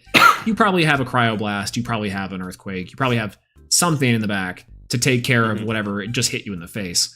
And now it's up to your opponent now to respond to that. I do think Gloombat actually might get better in subsequent turns where it's like, maybe there's a world where turn 1, turn 2, turn 3, one card is set. But then eventually, either someone's going to slip up, so you're right, like, worse players, or two, like, that they'll think they're safe. They're like, well, I have to set this card now or else. Yeah. And that's when that mind game comes in. I don't know. Like, I see some people in chat saying, like, it makes ascending easy. I just don't agree. I just don't into think some that the cards. ascending will happen. Yeah. If this card could be special cast with any spirit, I think absolutely. But this is a card that was needed in Frostfall, not Daybreak. Yes. Yeah. The counter rune issue was at its peak in Frostfall, and like already people are starting to remove the amount of counter runes that they're playing in favor of removal. I like Caleb here. This card's crazy. Lunar songs to the moon. True. Absolutely. So, like, I don't know. I remember like reading the card like when I woke up today. Yeah. And I was like, wow, this card's like bonkers. And then I'm like, wait a minute, this card's like super mid. It's definitely like a more you think about it. Oh wait, who's? Oh, it's Caleb. Hey. Hello, Caleb. Oh no. Hello. Hello. Caleb. Caleb. Caleb حبيبي. كيفك؟ The music is cheaper very thunderstorm and maybe cheaper tadpole. Wait, are we doing this? Oh God, we're all talking. Hello, Oh, no. Hello Okay, everyone. Hi. Hello. Hello. It's cheaper thunderstorm that takes up your normal cast because you were never going to special cast this card. This card's not good, bro. It ain't good. No, like, It's am I not crazy? good. No, you're not crazy. You are correct. The card is not good. Do you think in future sets where there's more counter runes it'll be insane for the deck building standard removal or counter runes? I do think this card will get good eventually, where there are decks that require you to set multiple back row. We don't have that yet. What Nope. decks would require you to set multiple back row either? No, I'm saying like eventually. Like we're talking There like is that. one deck that does that. It's What? called Bears. Yeah, absolutely. True. Nerf to But like, bears. you know what I mean though? I don't know. Kevin saw the ash. Still and waiting was for like, Caleb's response. No. I just wanted to fit. I want to fit in, bro. Let me fit in. All four not so Yo, one what's split. up? It's Caleb on the There we on go. the webcam mic. I don't know what my actual mic's not working. It's just very Your mic annoying. sounds fine. You sound perfectly fine. This is my C920 right now. Nah, that sounds like normal. Sounds like a good fucking mic, bro. Are you Yeah. sure? It says it's a C920. It literally sounds like your normal mic. Yeah, this sounds like your My regular setup's thing. all fucked up right now. That's crazy. What the hell? This card's crazy. You're wrong. No. No, I it think is this deck not. has purpose in exactly Dracking. I think otherwise this card is it's like Dracking and Farrageist. Otherwise this card's ass. You cannot play this generically. You can play it in Lunar decks though, and it's pretty solid. I also agree. I think that this, But I think if I'm playing against Lunar, I'm never setting two. Yeah, Yeah. but then you side it out game 2 or 3 very easily for something else. It's more matchup specific. Like game 1, this is solid, I think. Like it is solid to just be a cheaper thunderstorm that takes your normal cast. Sucks, but you can just do that, and then you just have the benefit of out of nowhere it is a one cost, doesn't take your normal cast, also can be ascended into something. Like I think it. Just wait. Let him cook. Let him cook. I think Let Gloombat's got him legs. cook. I do think Gloombat's that got legs and the little cute little claws. Those are the legs. I do think that this also makes Rock and a Hard Place a little bit better in terms of like removal, right? Because Rock and a Hard Place, I It's think just Earthquake. it's Earthquake or it's MST, and it's like what am I saying? Lightning Storm. It's funny because I think that the times when Rock and a Hard Place like feels really bad to get hit by is when you have just one dude and just one removal. And so maybe that the existence of Gloombat like facilitates that. Again, like Lunar decks specifically can really afford to do it. Or do you think Like I Rock and said, a Hard it's not Place is just- even a good card? It's Yeah, so I think good. it's Rock and good. Hard Place is crazy. I think it's like Oh man. it's good. It's not as like if you're playing a deck with max removal, I think you can forego it. But it's like Yeah, it definitely feels like the 5th best removal yeah, it's like out of 5. it's like the 5th Elastronaut. Always there. and always It's like present. the fourth Elestraut. Yeah, so the fourth Elestral, that's right. The fourth Does it Elestrals. I mean, exist? all 4 of them are here, bro. All 4. I know. True. This never Stay- happened. We're beating the allegations. Yeah. No, Rock and Hard Place is crazy. It's probably crazier because I play a deck that actually can like benefit from outside of the effect of popping something. Yeah. But I think that the fact that it's non-respondable is heavy slept on. Like that, That's true. when this thing gets activated, because you are legitimately in between a rock and a hard place. Because you're like, God damn, which one do I want to lose? Like this sucks. I think that's the flavor behind the card. What do you think? I think they killed it. I think it's dude, epic No, flavor win, epic flavor win. No, I'll be super real though. I think that's the one thing Elestrals is missing, and I think with that card they did a really fantastic job, because legitimately what this game is missing is things that are that flavor wise make sense, right? Because there's so many cards in this game that just feels like they slapped a generic ass effect onto a card and they were like, okay, what cute little woodland creature are we putting on this thing? And then they just like slap a generic ass art onto a generic ass effect. Whereas this card not only has dope flavor because it fits the theme of, for those that don't know, that's I believe it's from the Odyssey or whatever the fuck, where there was like a point in the story, and this has to do with that point in the story. I'm not super knowledgeable about Greek mythology, but like from what I heard, that is what the flavor is behind that. So there's story flavor that matches with the way the effect of the card works. I think that's fucking dope, and I think that's the kind of thing that Elestrals needs to do more often, because right now there are too many cards that, again, cute woodland creature, generic ass effect, and that's not cool or fun. I like the effect of loading here. True. I do think that No. that the I a agree. consequence of like the generic ass effects with the generic ass guys is just like the game being woodland early. creatures. I think as there are more cards, there will be more space for them to do more interesting things. They kind of just Agreed. have to Yep. lay a groundwork for like a card that searches to a divine has to exist. Like that just is a fun. You need a reinforcement of the army. Like you just need that type of shit. Big And- fan Yeah, of but the it. card that searches the divine could have absolutely been like something that isn't generic bird that has nothing to do with searching a divine, other than the fact that its evolution interacts with divines. You know what I mean? That's fair, but also I feel like that would take a lot more.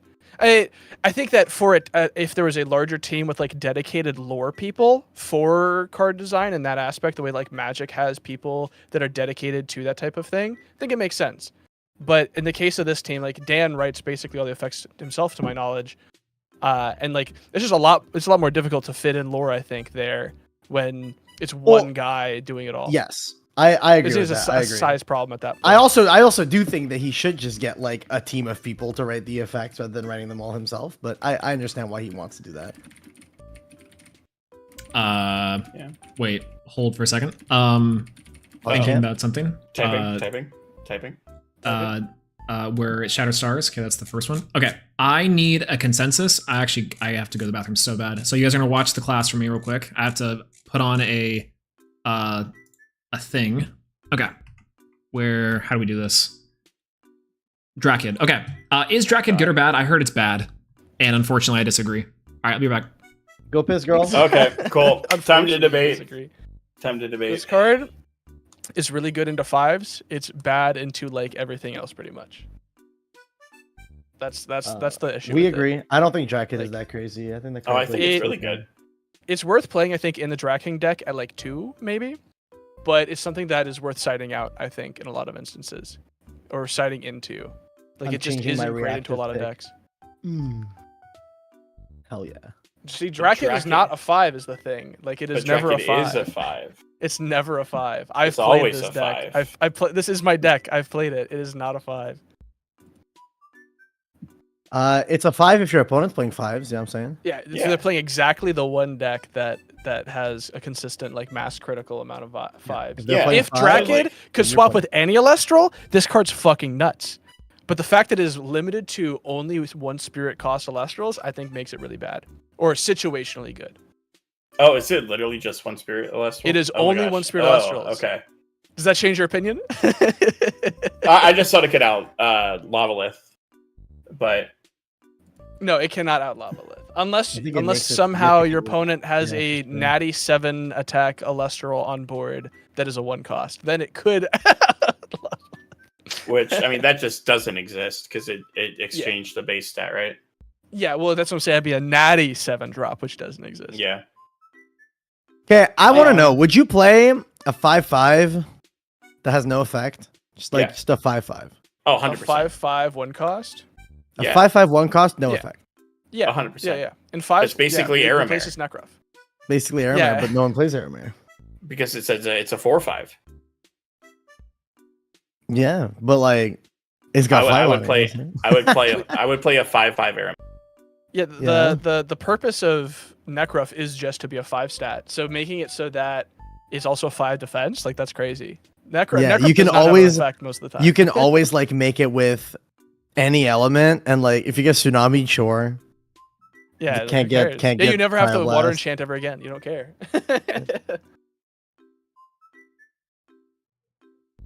Was class good? 5/5 1 spirit is a 4 mana 7/7. True Trish, real.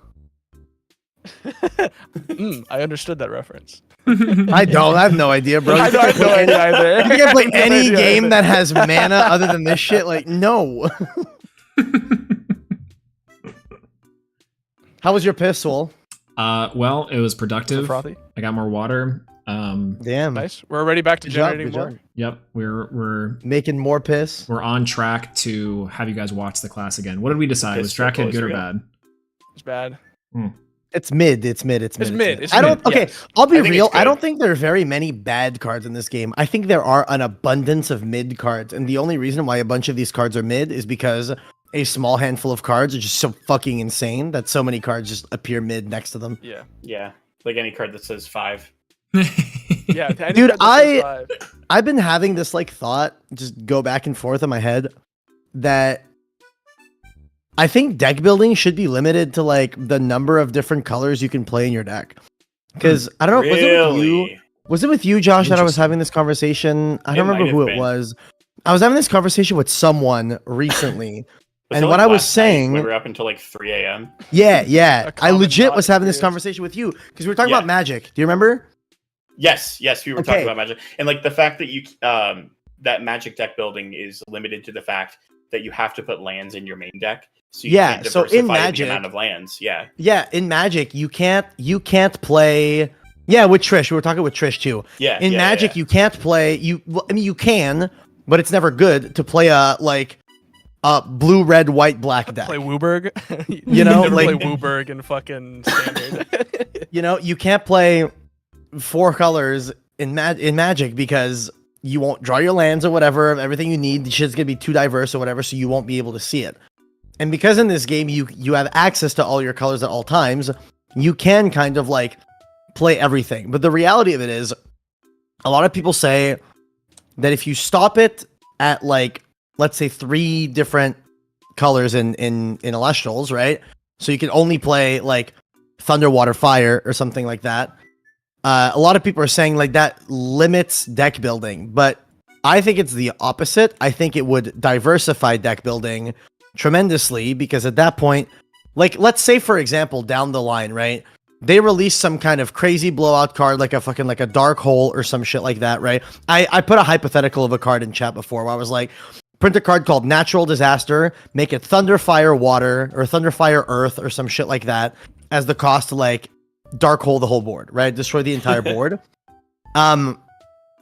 Let's say, for example, there's a deck that's playing Earth, Fire, and then at that point you just like you can tech your Thunder to fit this like tech card or whatever, rather than every single deck essentially being 8 to 12 of its primary spirit, and then oh, okay, I'm gonna put 2 Earth for my Earthquakes. I'm going to put 2 Thunder for my Ass Rabbits, and then I'm gonna put 2 Frost for my Cryoblast. And like, you know, I mean, it just makes it makes it so you don't even need to manage spirits because you just the only spirit management that needs to happen is like you hold those spirits for as long as you possibly can on the off chance you draw your tech card, versus if you built a deck that was forced to have only 3 spirits max, you would have to make concessions on the good cards to play cards that fit a little bit more. Like, I'll give an example of this. In our Bears deck, we don't have room to fit Thunder Spirits, so we can't fit Ash Rabbit. But because we're natty playing Fire Spirits, we're playing Ash Rabbit instead to kind of fill that gap that we would fill with Ask Rabbit if we had room for the Thunder Spirits, but we don't have room for it. And I look at that and I think that's really cool that you have to like make concessions somewhere. It's either we make that concession or we make the concession of, do we not fit Earthquake, remove the Earth Spirits and replace those with Thunder Spirits to fit Ash Rabbit. Then we get to cut Ash Rabbit and put in something else or something like that. And then make the spirit math work. I think it's so much cooler that you have to like not only juggle how many of these spirits can I fit, is can I fit these cards in my main deck in the first place? You know what I mean? Yeah. I do think it's a very interesting space for like limiting to. It'd be cool to try a format where you're limited to 3 spirit types exclusively. I think Yeah, that's yeah. I think it would diversify I think the though decks. that the Absolutely.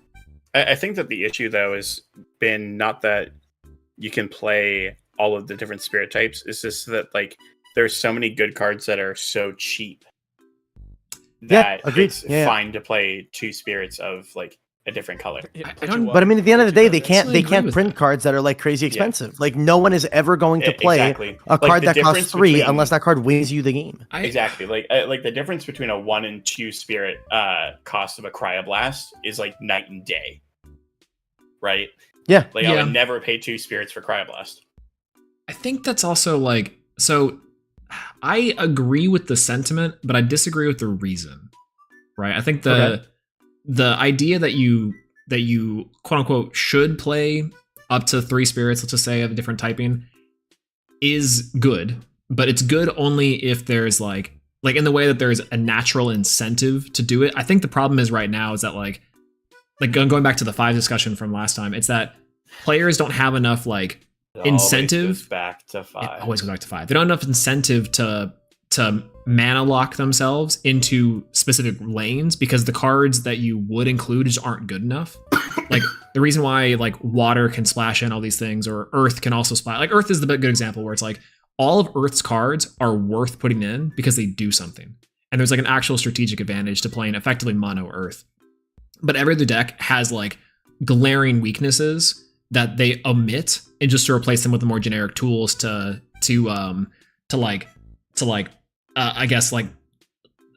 diversify the spirit pool. And I think that's the problem, is that if these other decks had better tools to run, I think they would run them. Okay. No, go ahead. No, I think that's effectively the point, is that like the other decks, if they did have better options to make it to where like it's not advantageous to run the generic stuff, I think that's another way to do it, is that you just effectively design the cards to be better for their own typing. I agree. I just think like, look at it this way.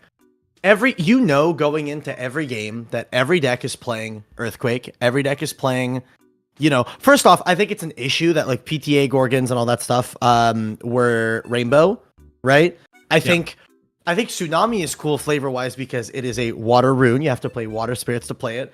I think Gorgon's Gaze would have been like dope as, a lunar card or something like that, 'cause it's like evil, Medusa was evil and all this shit, whatever. Sure. Poison Tip Tarot would have been really cool as an Earth card, and honestly, Earthquake should have never been printed. Like, you just make PTA the Earthquake and make it in color Earth and stuff like that, you know what I mean? But like, this is Simply hindsight. ban Earthquake. It's just that simple.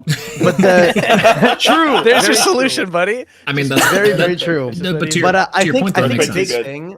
Yeah. I think a big thing here. Let me just finish this thought. I think a big thing with like the idea of like limiting the number of colors that you can play in your deck is specifically that you look at a lot of decks in Yu-Gi-Oh and stuff like that. Typically, you'll have certain decks that will play very specific non-engine. Some decks can, like, if you're playing a live twin deck or whatever, like, oh, maybe they could be playing the Ultimate Slayer because they can dump the Trouble Sunny, whatever, and then use the Trouble Sunny to do the extra bonus effect and things like that. I think it'd be cool if instead of just knowing all the non-engine or like the off-color picks that everyone is going to be on, that you kind of need to have that testing in to know, okay, if they're playing water or Chronodile, right, which is going to have like water and solar, typically most people will tech Earth in this to play Earthquake, or maybe they're teching Lunar in this to play Dense Fog or stuff like that. You have to have that knowledge of the format and of the meta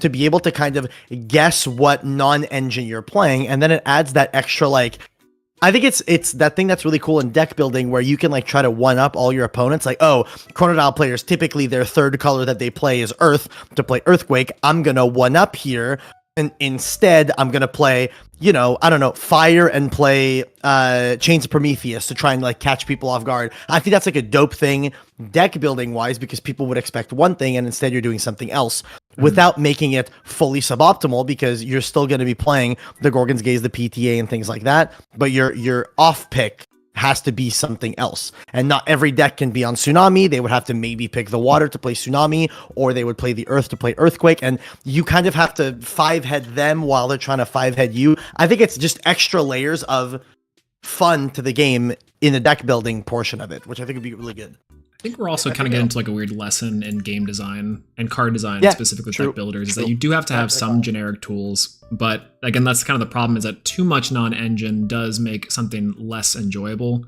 I think it's obviously like the Yu-Gi-Oh Which is portion kind of of it. where we've gotten to. And especially with Elestrals. the heal deck. Literally, the For heal example, deck is just Like, it's crazy that like even Color if soup, yeah, all of Skittles. even if all of the healers in this list were removed, I would be able to replace every single one with them with a different. Yeah, right. Like with that's true. the Catarants, the etc. I mean, The Catarants, the Nemasales, the I think like, that Turtles, portion's whatever. kind of fine. Again, right? It's like I think the to go back to Kevin's point, I think giving the deck a type of tool that it can use and the other synergy, again, the off spirit pick, is like effectively what we saw a lot of inside of set 1 and a little bit inside of set 2, is that Earthquake was effectively your off spirit pick for most decks because it's just free removal. Yeah. You could do it. And decks like Fives, which was the, you know, your Rainbow or your Skittles deck, was pretty few and far in between, right? We didn't really have a lot of those because it just, again, wasn't advantageous to do so. The Crabs deck is about close, but even then that's more water earth than anything else. Or then I guess Lavalith, but Lavalith is effectively generic as possible. But I don't know. Maybe that's the point. The thing about like doing go for it, limitation Taylor. like this as well is like the side deck becomes so cool. Like right now the side deck is just like fit whatever non-engine you can't and like your little tech options. But if you're limited to like 3 spirits and spirit deck, that makes such interesting changes where like right now in most side decks I'm citing like maybe an extra 2 for earthquakes, an extra 2 earth for earthquakes, or I'm citing extra lunar for dense fog, but I'll just try and main as much of that as I can so I can have more space for cards in the side deck as opposed to spirits. But if you're limited to only 3 types, now you have to be citing those spirits, and that makes it really interesting. Like, what do I actually value for the side deck as tech options and as options into the field? Because now I can't tech in spirits in my main deck, because I've got a bunch of decks that are just like, yeah, I can play 2 earth in main even if I'm not running earthquake main, or I can run frost main for cryoblast in the side because it's only 2 spirits. It's fine, and it gives me more space for other tech options. I think that there's a very interesting space there. I think there's 2 points to be talked about here real quick. I think the first big point is game plan decks in general. Like when I say game plan decks, I mean, you know, the stuff like your Chronodiles, your Penterrors, your all that stuff, like the decks that have an established game plan that isn't just like, oh, I'm going to put every single good card into a deck, Staples Turbo, right? I think those kind of decks already kind of do only play 3 different colors, right? You look at our Earth list that we played. Our Earth list was legitimately just 14 Earth, 4 to 5 Thunder, and then like 2 Water, and then boom, that was the deck. You look at a Chronodile deck. Chronodile deck is a shitload of Water, a little bit of Earth to put in Earth Spirits, a little bit of Solar, and then boom, that's your Chronodile deck and whatnot. And even if you're playing like a 2-color deck like the big Camel Farrageist, if you're doing that, then realistically you're putting what, like a fuckload of Lunar, a good amount of Solar, like a bit of Solar and stuff like that to fit your Calf-Mel. And then at that point, take your pick. Do you want to play Water or do you want to play Earth to play your Tsunami or your Earthquake and stuff like that? I think that's completely fine. Right. Most of the game plan decks already kind of do have only 3 spirits in them, 3 color spirits, versus what decks get hit by limiting the number of spirits. You have fucking 5s, because 5s can't, like, then you have to kind of put 5s into one little in its own little niche portion, right? Like you have to play full water 5s, and then maybe tech some Earth and Viscerous for Earthquake or whatever. And then what would your third element be? Like maybe fire if you want to do the Necrof stuff, maybe thunder if you want to go for the Ashed Rabbit. But then at that point, can't fit Cryoblast, and like, you know, you're lacking in that's it. You still get to play Boom Bat, you still get to play Earthquake, you still get to play Laurel. You don't get to play Ash basically Rabbit. full power. You're still limiting a little bit on the deck building aspect of it. You can't play Lavalith, you know? That's kind of fine though. I mean, that's also true. Yeah. The Lavalith portion is pretty big. I guess you're Lavalith trying is to force huge. him. Like Lavalith is just one of those things where it's like if you're playing a 5's mirror, like the Lavalith really does let you have that extra push. And at the end of the day, then you also can't play Spectaris. Like this deck is playing what? 1, 2, 3, 4, 5 different colors in main. Like 5 different colors. You are removing like effectively a third almost of the tech options that this deck is playing. Now, the other thing to keep in mind is if we were to do something like limit to 3 colors only, would that mean you can only play 3 colors post side? Like, is there a universe where you would allow, basically the rule is just post side deck, your spirit deck must only consist of 3 different colors. However, like what if you play 4 water in your main and you side 4, I don't know, lunar, and then post side, you side out the 4 water, side in the 4 lunar. Would that be allowed or something like that? Is that a thing that we would allow? You know, there's a lot to be played with, but I think it's something that would. People say it limits deck building, but I think it diversifies it, which I think would be a really cool thing. I mean, something to It's think crazy about, to talk because about. like You know? yeah. you're like pitching like how it fixes 5s thing, and like I've already in my mind figured out like a 5s list that just wouldn't care about the 3 spirit restriction. I don't know that it wouldn't care. It'd be weaker for sure. It would 100% be weaker. I think it would only be weaker like marginally. I think that's like I think legitimately, like, if we were to I run a think we're tournament with that talking, rule like- set, if we ran a tournament with that rule set, a game plan deck would win. Personally, nah. I think it'd be Earth and 5s. I think it'd still be Earth and 5s. well, Earth is a And game heal. plan deck. We've established this. Kind of, yeah. It's effectively the best beater game plan. Jai strategy. keeps spamming it removes spirit management. It doesn't remove spirit management. It just moves the spirit management to your deck building rather than in the game, which is Yeah. completely fine. Deck building is 80% of every card game ever. I think the problem that I have with the like idea is that just like limitations are good because they end up breeding some sort of innovation. Like it really allows you to you have to trim the fat effective for most of these decks, which is a good thing. But the main issue is I don't really think 3 spirits in the current moment, I think still makes 5s just fine. You play more water engine, or you effectively forego Spectaris, right? Or Cryoblast. That's okay. And then alternatively, it's like I think the decks with game plans are still too weak, because then at that point, like those things don't change. The game plan decks don't change, right? So their game plans are still not as effective because of the tools that are still available in the generic realm of the any 3 given types, right? Like Chronodile, it's like the best one. Curibus, what's another game plan deck? Fire? Is Fire a game plan deck? Not really, I guess. Wasp Ivy, It kind of is. expensive. Like the 2-prong approach is that it's still spirit inefficient for game plan decks to play against more generic, like triple decks, like a 5s, water 5s, for example. Because it's what you're effectively running Earth Water 5s with either Small Thunder, or you could effectively go Cryoblast for your third if you really want to. I don't think that Astro Rabbit's like too big of a disclusion. You go Earth Water Thunder, and then you're. But do we agree Big that chilling. diversifies decks, which is already a good first step? No, I don't know that it does. not enough. I don't think enough. Really don't agree. I really don't. Like maybe you see more Frost, because I think Frost is a really good mono strategy. But that's See more solar for sure. You would definitely see more solar. you'd probably see more solar. Solar. Maybe more solar, let's go, lunar? baby. Question mark. If we're considering the Draking list, I mean, Draking goes crazy. You only play 3 spirits anyway. yeah. Yeah, but the And- Draking's a game plan deck. That's what we want Yeah. to promote, right? Yeah. I think that deck might be tier 1 anyway. Like Yeah. I'm very much a believer in that deck. 20 Spirit Solar. Dialis already on it. Why are we talking about 3 spirits when we can only play 1? Yeah, Solar where's the one, mono 20 spirit solars. format? Where's the mono spirit format? That should go crazy. Honestly, You know what's crazy? You Well, know like, what fixes this is Popper. Yeah, Yeah, you're honestly, so right. oh You're my so God. right. every deck is Right. broken You in just Popper made just because so live on good. stream. It's so good. Oh is my good. gosh. It's He peak. lost. We gotta He put lost. that. He lost. We really do. Okay, I'm gonna Asmon's say it gold right challenge now. failed. I will say it right now. Popper now is incredible. It's so good now. Dude, you gotta. It got we that slap format's this. ruined by Shattered Stars because everything is common. No, it got Tournament- ruined by tournament Tournament packs. Pack. Yeah, Viscerous now here. Oh Yeah, my Tournament God, Pack made it true. so real. We got this altar. That's Those are like the two biggest things. But Bears is like meta in Popper because of There's this meta already. Like, what do you mean? Yeah, I mean that too. True. But like you get to play like constructed bears. Speaking of In tournament Popper. pack, bro, if anyone in chat has a full art PTA, I need one more. Hit me up, bro, please. I need one. That's not tournament pack. What are you talking?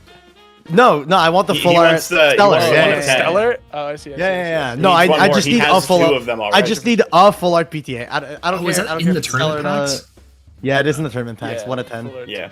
Oh. But no, someone Okay, hit me up with a full art PTA, please. I'm begging. I Thank you. got a question to get your little brains to chew on. So if Chew 5 my is going to brain. be changed by something like a 3 spirit restriction, what the fuck stops 5 from being the best deck? It What would still stops be the heal? best deck.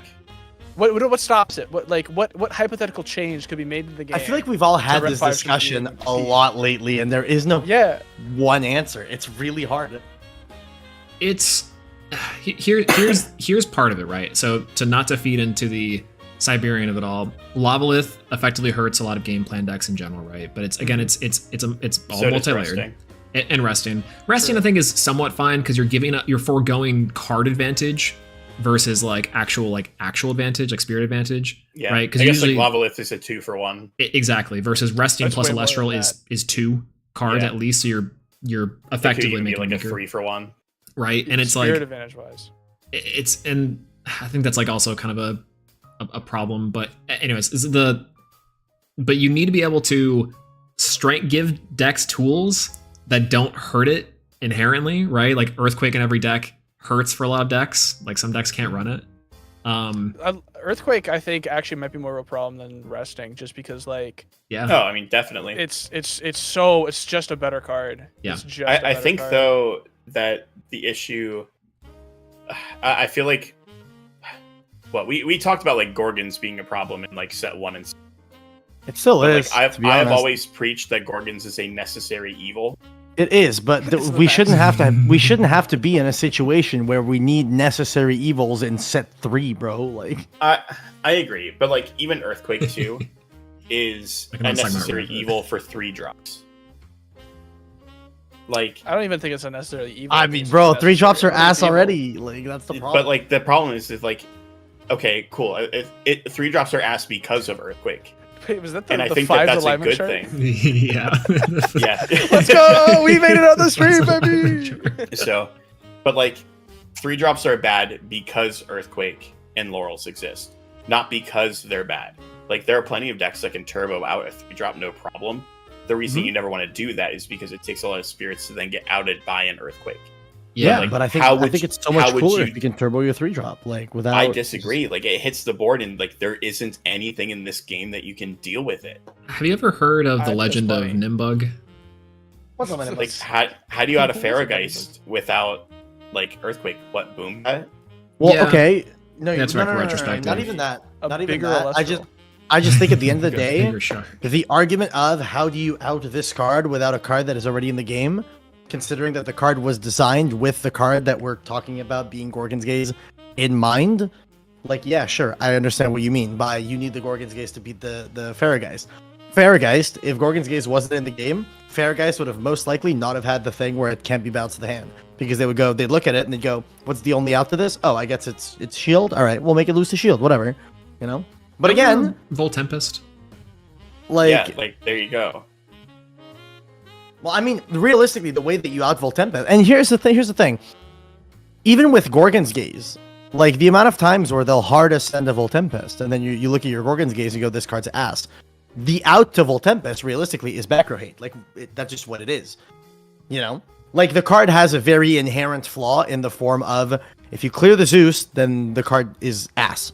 Right. But no one is playing back row hate. Why? Because back row hate is shit right now because every rune in the game is chainable. So no one's playing back row hate. Shout out to the guy in chat that just recreated Zippad. What about a headshot that negates a pop? Yo, That existed in yes! prototype, and In they had to prototype unprint for it because it was base too set. good. Bring out Zippad. That's called Zippad. Yeah. Bring I back hope that Zippad, card man. gets printed eventually. I want It's Zippad such a so cool bad. I love that card. card. I need a Zippad. Yo, if someone's got a Zippad, DM me. Let's talk. I love I Zippad so want it so much. bad. I want it so bad. Doesn't Skyhawk have? Am I crazy? Skunk might have one. I don't He think might. so. I would have robbed him already, I think. If he had. So I guess like Hey, the just pull a stellar and Admitting hit to up A crimes. drive. He will probably trade you a fuckload of zip pads for a stellar. Oh, yeah. yeah, I think like the issue is that we're kind of seeing a direct counter sort of issue where it's like, why aren't we playing Nimbug into Sirikun, right? It's because Laurel's is a hazard, and it always was and always is. Lavalith also now exists to combat that, and then it's like these type of like turbo strategies get dangerous because then they become all encompassing. I think there's a good risk reward for something like Hydrake, for example. I really like the Hydrake line because I think that's like a perfect example of like a 3-drops like evolution line or ascension line that allows you to have accurate risk reward. There's good counterplay. The end boss is like really good, but also not like unoutable per se. And that goes back into like the 5s do our laundry for us, right? Where it's like the Ferrogeist does our laundry. I think Voltempest does our laundry. Like the balance that I think Elestrals struggles with right now, with 3-drops particularly, is that you need direct counters or outs for these cards that are ultimately designed to be like game ending. And like the good balance is like a Chronodile, right? Like Chronodile I think is actually the perfect form of Voltempest in that way. Yeah. Yeah, Like- because if you pick apart the rest of the board, then the card crumbles itself. Like there should be no card that's like, I by myself cannot be dealt with because I have inherent unaffected by everything, fuck you protection. You know what I I mean? guess that's the issue. That's though, not is that, fair. Like Chronodile, if you do get the 6 spirits on it, That's That's a by lot harder itself, to do. It's- 6 under it, really hard to do. I'd rather Yeah, have that that's than like super hard you, to do. You just do that with the sundial line, right? Like But- if you do do yeah. it how it's intended to do, you get 6 spirits on it. No, you yeah, but get that's 4. way more susceptible to interaction. is the yeah. thing. The also too You get 4 and it way loses more. interaction. Yeah, it's No, you get 6. you get 6 on. Yeah, you should get 6. Yeah. You do. it's you do get it's 6. You do. sundial It's plus 5 1. and then you You reach no, in. it's a I see what sundial. you mean. Yeah. You get 5 and then you re-enchant it, and then cool. Yeah, and then you don't have a pop with the guy, right? Right. that But turn. and then it's like the problem with like the Voltempest though is that Chronodile is the good version because it's like you have more points of interaction and also it's like you're not attacking direct resources. Like I think that Voltempest is more of an issue because it's not only the Chronodile untargetableness, but it's like you also are taking away resources in the form of the burn, right? Like you don't have to do anything, but Chronodile is not a ticking time bomb because I mean, yeah, Like Tempest was. exactly. Yeah. And Fairgeist is, I think, arguably back to Voltempest logic, where it's like you do need an out to Fairgeist if Fairgeist drops, and it can just automatically win because it's also an offensive pressure. I don't necessarily think Chronodile is offensive pressure, which is strange to say. Am I back? Hi, Hello? Swole. Maybe. Can, Is he Hello? can you hear us? I can hear you guys. I've always Hey, been we're with you back. guys. Stream is He's live. live. Stream is Yay. live. Stream is Hello. live. What the hell? Huge. Sorry, Yeah, you you, died. You went to the Shadow Realm for a time. I started talking about Yeah. good card So you design. went to and Tartarus for I a got time being. Pinkertoned. Went to Tartarus, bro. A Drive went for a drive. Yeah, Um, I was gonna say the exact same A drive thing. went Yeah. for A drive. Yeah. Jesus Christ. Where was I? Yap. Yap. Yap. Yap. Yeah, I don't know. I think that again, the game plan decks are supposed to take care of 5s as a strategy, but the payoff and the spirits aren't worth it, right? That's effectively like the end all gist for those. Dude, we should start a podcast. Dude. Oh, what we if should- we called it? Expend The to casting Four white couch. guys in their 20s. draw after Damn, expending. bro. Dude, casting couch is such a good idea. I love the name Oh, for Stop. for stop, a stop. podcast with Elestrals casters. I think that's an amazing. Yeah, well, I'll hop on a couch. Everyone's got a couch, right? We'll just. I set think up I on a think couch. SEO wise it would be amazing. No, Great for we're SEO. introducing the Gooners to Elestrals. Fuck. Yeah, bro, that's fine. That's right. I get it. Poseidon. They got. Yeah. We got to give them something else to do, bro. Hey Oh, chat, Jesus I know you Christ. guys aren't all subscribed. All of you in chat, make sure you're subscribed to the Elastronauts channel. Maybe one day we'll have the casting couch, if not... What if Oh we my called God. it Fours Guys? Instead of Fives Guys, we got Fours Guys. Four guys. That's really SEO. It's really SEO, right? Four because, guys. Because I it's like- just called Four Guys. I like draw That's after great expend. SEO. That's a pretty good one. Oh, we call it four guys, but just FOR, four guys. Wait a minute. And then during June, we can have Four Gays as our little Pride Ooh, Month. for version. the gays. The For Gordon For the gays. Yeah, that sounds like $1 billion idea. Yeah, It's that's it. genius, We it's got it. genius. Easy clap. Yep. We Holy just, shit, this has devolved, hasn't it? Yeah. Oh, very quickly. Very All this to quickly. say, bro, All I'm saying is that limited Swole and I free were very much on topic the whole time. That's true. Hey, Glue Caleb back joined, in. and then I was like, "Ooh, gone- doors open." We've gone through let's some go. great topics so far. Okay, I think. What more is there even to talk about? We talked about everything. That's true. Honestly, Quackle. the Professor Swolax streams are reserved for yapping and I a little, love a the little bit of Professor teaching. Slack streams. They're great. True. They're fun, and when in the winter they're gonna be 10 times better because the sweater is not gonna like burn a hole through my body. Oh yeah. Shout out to we have 2 professors on the Elestronauts team. That's Right. crazy. We have three. We Two have of them three. things. 2 teachers, 3 PhDs among us. Damn, that's crazy because I have none of those. Oh yeah. I mean, just the odd man Kevin's got out. a pretty hard dick, so I've got anyone permanent else? ham- an- head anyone damage. else? Anyone else drop out of college? Because I did. I dropped out of high school. Oh, dude, based. But you're like in university. What the fuck? You? Yeah, I re-enrolled after like a year. Let's Yeah, go. no, I just dropped It out was- of college and then said I'm gonna be a content creator, and then here I am. Dude, based. Yeah, you know, Elestrals. like that was ever gonna work out. You know, you're definitely Never. not one of the Nah, could biggest never. names in any community ever. It's okay. so I haven't handsome. streamed in like a week and a half because I'm burnt out on Yu-Gi-Oh. Let's go. Elestrals, baby, let's go. Valid. Let's Augers. go. That's what I'm Elestrals. saying, like- Shout out to Elestrals Clash. I can't wait At for least this, this game is channel good. to be 24/7 Elestrals Clash content. The instant Oh there's my an alpha gosh. for that. Don't even get me started. Like, I'm already planning on stream. Like, whether I'm gonna it's be on, rank like- one. Fuck y'all. No, I'm gonna be rank 1. Hey, I John, will be host playing before. silly decks. It's not gonna be me. Yo, we should host.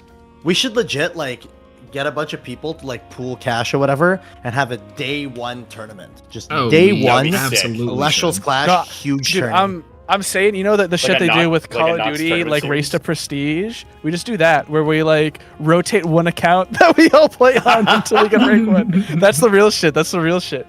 Yo, you should all come up to Toronto and we do it in person together. And then we Flag fuck one. on camera. Delilah. And by fuck, we mean fuck. Play Casters Elestrals. up with Casters. our. Elestrals. The caster's couch becomes real. Yo, we can have the caster's couch. Oh my Yo. Lord. Yeah, actually, that'd be really funny. We could wait, hold on. Content idea. Jesus. Okay, wait, hold. Okay, Pause. all 4 of us on a couch in Toronto. Pause? We bang. I mean, Oh, we play Elestrals. In Toronto, I like it. Naked? Yes. But it's Oiled. hot seat. Every single time every time you play a card, you have to pass the mouse and keyboard to someone else. Yeah. Oh, dude, we Be hot should seat. do blindfolded Elestrals, bro. Wait, Dude. Wait, yeah, and someone um, sucking off under the table. Wait. yeah, wait, hold. What's the one game? It's Hop on Hop on Elestrals. Elestrals. Hop on Elestrals, Elestrals, baby. That should be the podcast name. Hop There on we go. Yeah, Elestrals. there we go. You're right. Hold on. what's the don't Just talk hop and no one on. explodes, or it's the keep talking and no one Keep explodes. talking and nobody explodes. Keep Yeah, talking, yeah. We do nobody that, but with explodes. Great Elestrals. game. Dude, okay, hold on. Have you heard my content idea around Keep Talking and Nobody Explodes? I've No. had this since YCS Philly. Talk to me. So the idea originally was for Yu-Gi-Oh! You've got 2 people that are playing, but they're not allowed to make any decisions for themselves with their cards. They have someone in their ear that is telling them the actions to take, but they can't see the cards. Yeah. We could just do that with Elestrals. Or we wear like big jackets and Josh is the hands and I'm like okay, Josh, we're gonna play the card to my left. I mean the left. He like knocks over like it's Octodad, but it's just but it's this. All this to say, everyone's playing Elestrals wrong. That's it. That's true. True. You are Yeah. playing Elestrals wrong. You should have Like misspelled Quackle. your. It would have been really funny. I probably can go back and do it, but then I have to adjust all these cool slides. Oh, true. So true. True. Oh, you Just one top? Quackle. Wait a minute. Wait. Swallox is a top? No way. No, he Yeah. went 05. That he was talking about his Sir- first ever tournament performance. Certified Switch, baby. No, he's a top. Did I win that tournament? I think I won that tournament. Which one? Yeah, This of one? course you Yeah. did. Yeah. So, Yeah. You won This every is the single one. webcam This is the one tournament, where like, I up went until right at the very wind. end. Where Josh and I went wind. Yeah, You played Wind? Yeah. yeah. We both played Pantera, Yeah. and I got And- ninth. And he got ninth. I got Due to dead unforeseen last. reasons. Oh, that's when I may or may not have ID'd and ID'd you into that. Allegedly. Allegedly. Allegedly. No, Yeah, it was yeah, legal at the tonight. time. The first thing I did was message a judge and go, Mm. "Can I do this?" And they said yes. Mm, It's true. It's true. yep. Okay, It was I just will you not and take Mario, this right? slander. It was me and Mario. We got paired last round, and I was just like, "Yeah, like, do you want to ID?" We both top, and he was like, "Oh, can we do that?" And I'm like, "I think so." And I asked the judges.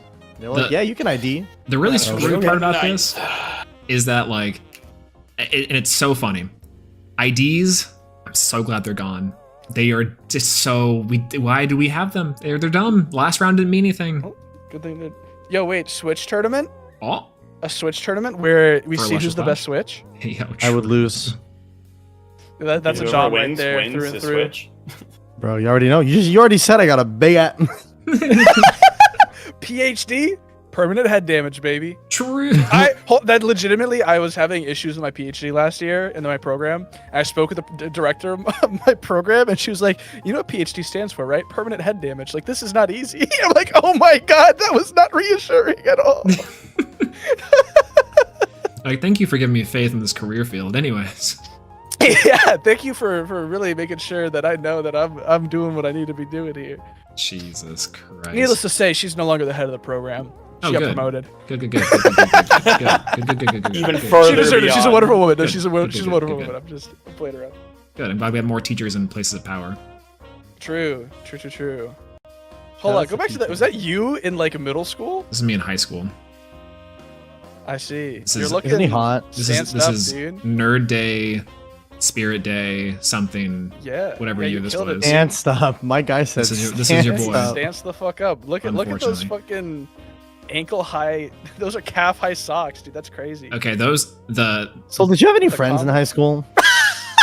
well, I asked see, this. that's- I'm asking this nicely. I That's promise. that's the neat part. I'm asking this. How do I put this? I was a closeted nerd. I liked anime and card games and all these things, but guess what? I was put in football and I did wrestling and all these things. So unfortunately, yeah, but I also, I had a girlfriend. I had people in class that liked me. Yada yada Damn, yada. bro, Yeah. that's crazy. He You're had a fake girlfriend. nerd. You've really co-opted the movement. No, yeah, look That's at kinda that. fucked Do you up. not see? This is peak 2010s nerd, quote unquote, bottle glasses poked out of the whatever. So, no, unfortunately, yeah. To be fair, though, these kicks are primo. They were black leather. They were crazy. Love these things. Primo, he says. Primo. Eddie versus Mustation. Eddie has to go on Chainlink 1. Mustation responds Chainlink 2. If Eddie does not activate Mustation, then is able to go Chainlink 1. You cannot activate Eddie Chainlink 2.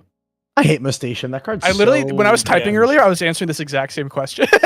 No, there was a situation in finals where I had a Quackle on field, and Jayak had a Mustation, and I still went Eddie effect, and he's like, well, I can't activate the Mustation because you could just then end up switching your Quackle or Ja. the Crab. real and true. Oh, because Eddie, That's Eddie true. doesn't Doesn't target. Yeah. Hmm. Oh, also, I'll say it, bro. Eddie's insane in bears because if you have an Ursir on the board and then they have a big guy and you have a little guy, True. you just go, I'm going to True. normal Eddie and turn his guy to defense, and now my So Ursir true. beats over it. I'm the new bear preacher, bro. It's me. We got four I'm of a us, bear dude. truther. It's I'm a about bear truther time. now. Welcome to the church. It's a beautiful bear The bears day. that goes hard, man. The It goes cult of crazy. It's unbelievable. You just it's And Josh has to- profile you have when? to see it.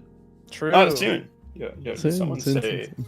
someone say bears. Yeah, you should record that, Bears? and then Don't we say got our bears. video. Yo, releasing if anyone in tomorrow, chat and has then- reverse stellar ursicle, bro, hit me up. I need that. We need a list of the hit me ups. We have I need 3 ursicle. Three Ursicle, I need 1 PTA full PTA art. That's stellar. it. We need is all we I need need. zip pad. We need I don't need no zip pad. Yeah. That's Caleb. I know I need zip ad. I need zip ad. If you got a zip ad, DM me expeditiously. with the quickness. with the With the quickness. swiftness. Rapido with haste. I need that shit Yeah. attacking this turn it is summoned. No, why You is think- Ursula, Magic like, the reference? best Do you think card summoning credit? sickness would fix Elestrals? No. No. No. Simo Summoning said it Sickness is best in the horrible. video that we did. Simo literally said, "Does this game have summoning sickness?" And I said no, and he goes, "Ah, that's why it's fun." Yeah, exactly. Right? Yep. Summoning sickness. Horrible. It's the horrible. least fun mechanic in any card game. It's the reason I play Battle Spirit Saga on the side. That shit doesn't have summoning sickness, but it's basically Magic the Gathering, kind of. It's sick. I like how every so often I'll hear like Caleb, you'll play a game, and it's like just a random game I've never heard of, and maybe only like 15 to 30 people play. And I'm like, oh, True. that's cool. And you're like, yeah, there's a locals. You're main like, Yeah, BSS literally the locals I go to is the only tournament, the only OTS for BSS in the state of Georgia. Like they do not run it anywhere else. Some of my friends that play have invited me to join them on a road trip to some like case tournament or something in like Jacksonville, Florida. I don't think that there's been a major tournament for like months. It's been like a regional in Chicago, I think, maybe. Jeez, That's is- crazy. They killed the competitive scene when they cut the cash prize and said, "We'll give you flight vouchers." Oh, Caleb, are you going to YCS Elestrals Indianapolis?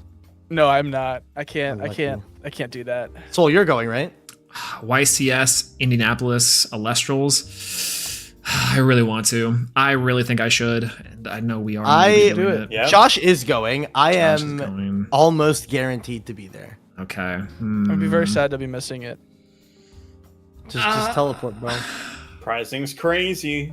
It'd only be like a couple days. I could probably do it. I really do need a vacation. YCS Niagara Elestrals. I'm going to be at YCS Niagara Elestrals. Yeah, I'm there. Yeah. Are y'all going to YCS I- Niagara? I'm at YCS I Niagara. probably will not. I will not be there. Well, if Josh is not going. I can't. Swole, I don't come! think I'm trying to enter a division. I'll hold it for you. Oh, he's gonna come? I'm gonna come. I'm gonna come. God.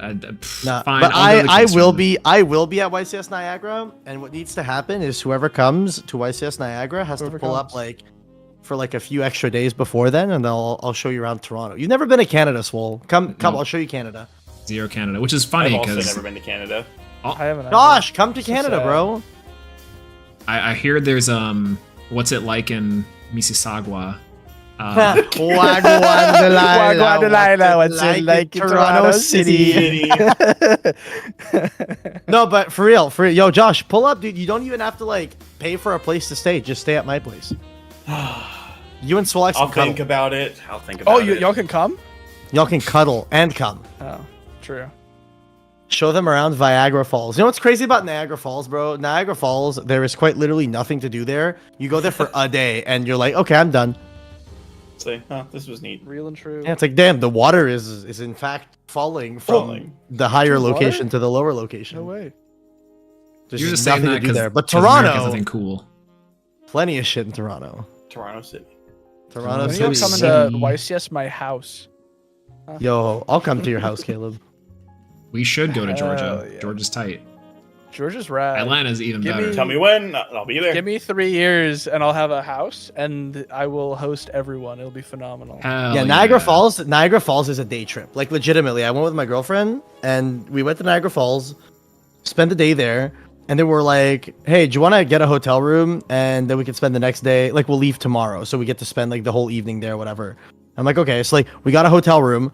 Then we went out play like mini golf or whatever, and we're like, "Oh, we're gonna spend tomorrow here doing stuff, whatever." Then we did everything, and then 2 a.m. rolls around, and we're like, Huh. "Is there anything left for us to do tomorrow?" And she's like, "No." And I'm like, "Okay, then fuck the hotel room. Let's just go home." And we just drove back home because it's like an hour and a half drive to Toronto. Jesus. Yeah. It's crazy you can't just fly directly into Niagara. Well, Niagara's tiny, You but you can can if you fly into steal a plane. Buffalo. You go to the U.S. side. Guess it's not a bad idea.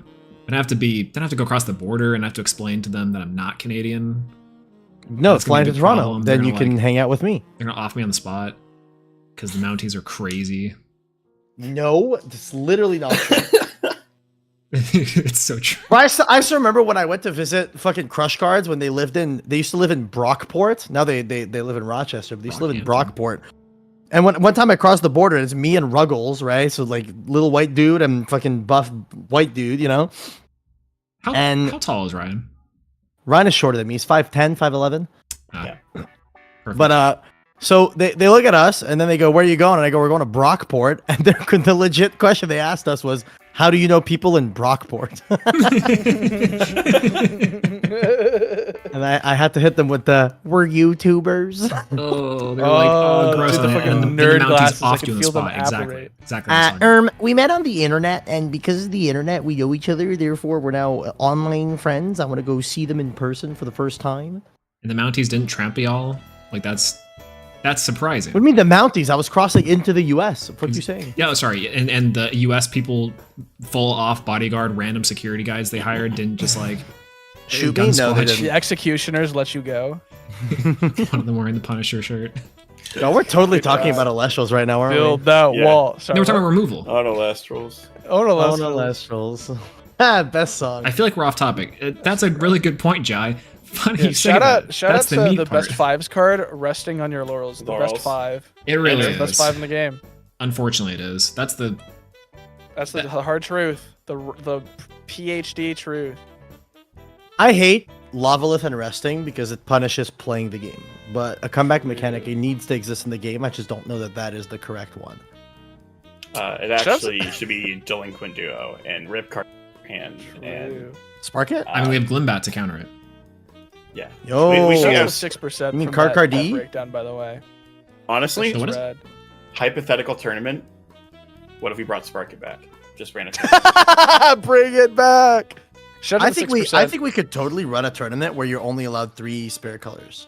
We definitely could. That would be cool. That'd be cool. It'd be crazy because nothing would change. And nothing I would don't know change. that. I don't agree with that. I It'd- genuinely don't agree with that. It'd be Earth. It'd be Water. It would be fives. It'd be Heal. Fives, it'd be heal. It'd be this breakdown, but instead of big body, we'd actually label it correctly. That's the only difference, right? Waxes. Waxus. We call it Waxus. Yeah, exactly. Actually, can you even play the Rhinosec deck? yeah. Yeah, It's like you just play Rhinosec the needs to Frost play. Nexus yeah. version. It needs to play yeah. Frost. It needs to play Wind. It needs to play Thunder, and then like you you just just play can't the play Frost Earthquake. Nexus version. Yeah, Play- these versions we're only playing. Worst version. Yeah, we're just playing Yeah, Brummelinks they were and just playing whatnot. like the Brumalinks, like Keon version. Yeah, Community did a 2-element restrict. Yeah, but I think that's too restrictive. I think at that point, well, then literally two. Yeah. too restrictive. Literally, yeah. I think they're fun to do like as like a restricted event, but like I do like the amount of variety that you can have in this game by having like 7 spirit types in your deck. Yeah, base set you just needed variety at the time. Good God. 2 years of base set. Let's go. Oh, Let's go. yeah, you can do I'm getting a phone anything. call, so I'm gonna hop off. Okay. Enjoy the rest of the stream. Bye bye, y'all. Bye-bye. Bye. I gotta readjust Josh's No, thing now. I don't actually. Oh, nice. no. I agree though that definitely needed to have some variety for Elestrals because base set for 2 years that was Oh my God. Like hop off a Lustrals. It's crazy how like, other tournament. What if we had Mfrix full power? Oh, that'd be so fun. Honorada. I It's- think the fire would be one of the best decks. I mean, it's funny, right? Because talking about speedrunning Yu-Gi-Oh's problems, it's like the ban list and the like Tartarus stuff or the like adjusting cards super fast because of XYZ reason. It's like we don't really know the true ramifications until much later, right? Like a Tartarus, like does Spark even need to be banned, right, or changed? Maybe, but to what extent? Like, would Mfrix be played now, and does that actually make like does it change anything? I honestly think that if Mfrix was legal, fives would not be. Right? You just play fire. Fire would be good then. Blazerus would go crazy. Blazers would be great. Blazers would Oh my actually be the best God. deck in the meta. Words go crazy. Like Blazers would be crazy. Kinleo would be unbelievable. Like Lavalith would be guaranteed every turn regardless. Mfrix isn't legal. Oh no, we're prototype. talking good Mfrix. Yeah, prototype Mfrix. Oh my god. What is Mfrix? Mfrix is a card inside of base set that used to say, bring this guy back no matter what. Whenever you wanted. Whenever you wanted to. Now, During your opponent's end phase. now this card reads, Your opponent's end phase. it's a It's a 3/3 that says when this Emphyrix is destroyed in battle or by opponent's card effect, you can expend 1 fire. And if you do during this turn, this turn's end phase, you can special cast it from your underworld. So if this guy gets removed, you pay 3 spirits and it's back to normal. Effectively. Yeah. The old version was if it's destroyed or if it's in the underworld, period. During your opponent's end phase, at any point, it didn't say the next, it just said during your opponent's end phase, bring it back. Yeah. Like expend a fire, bring it back. Yep. It was unbelievable. It's peak. Incredible. Oh my God. So you can Nexus off of it, it could bring itself back. Like, ugh. It was so What good, did guys. they do to him? What did they do to it? Kinlo used to be a 4. All the bears used to be 4s.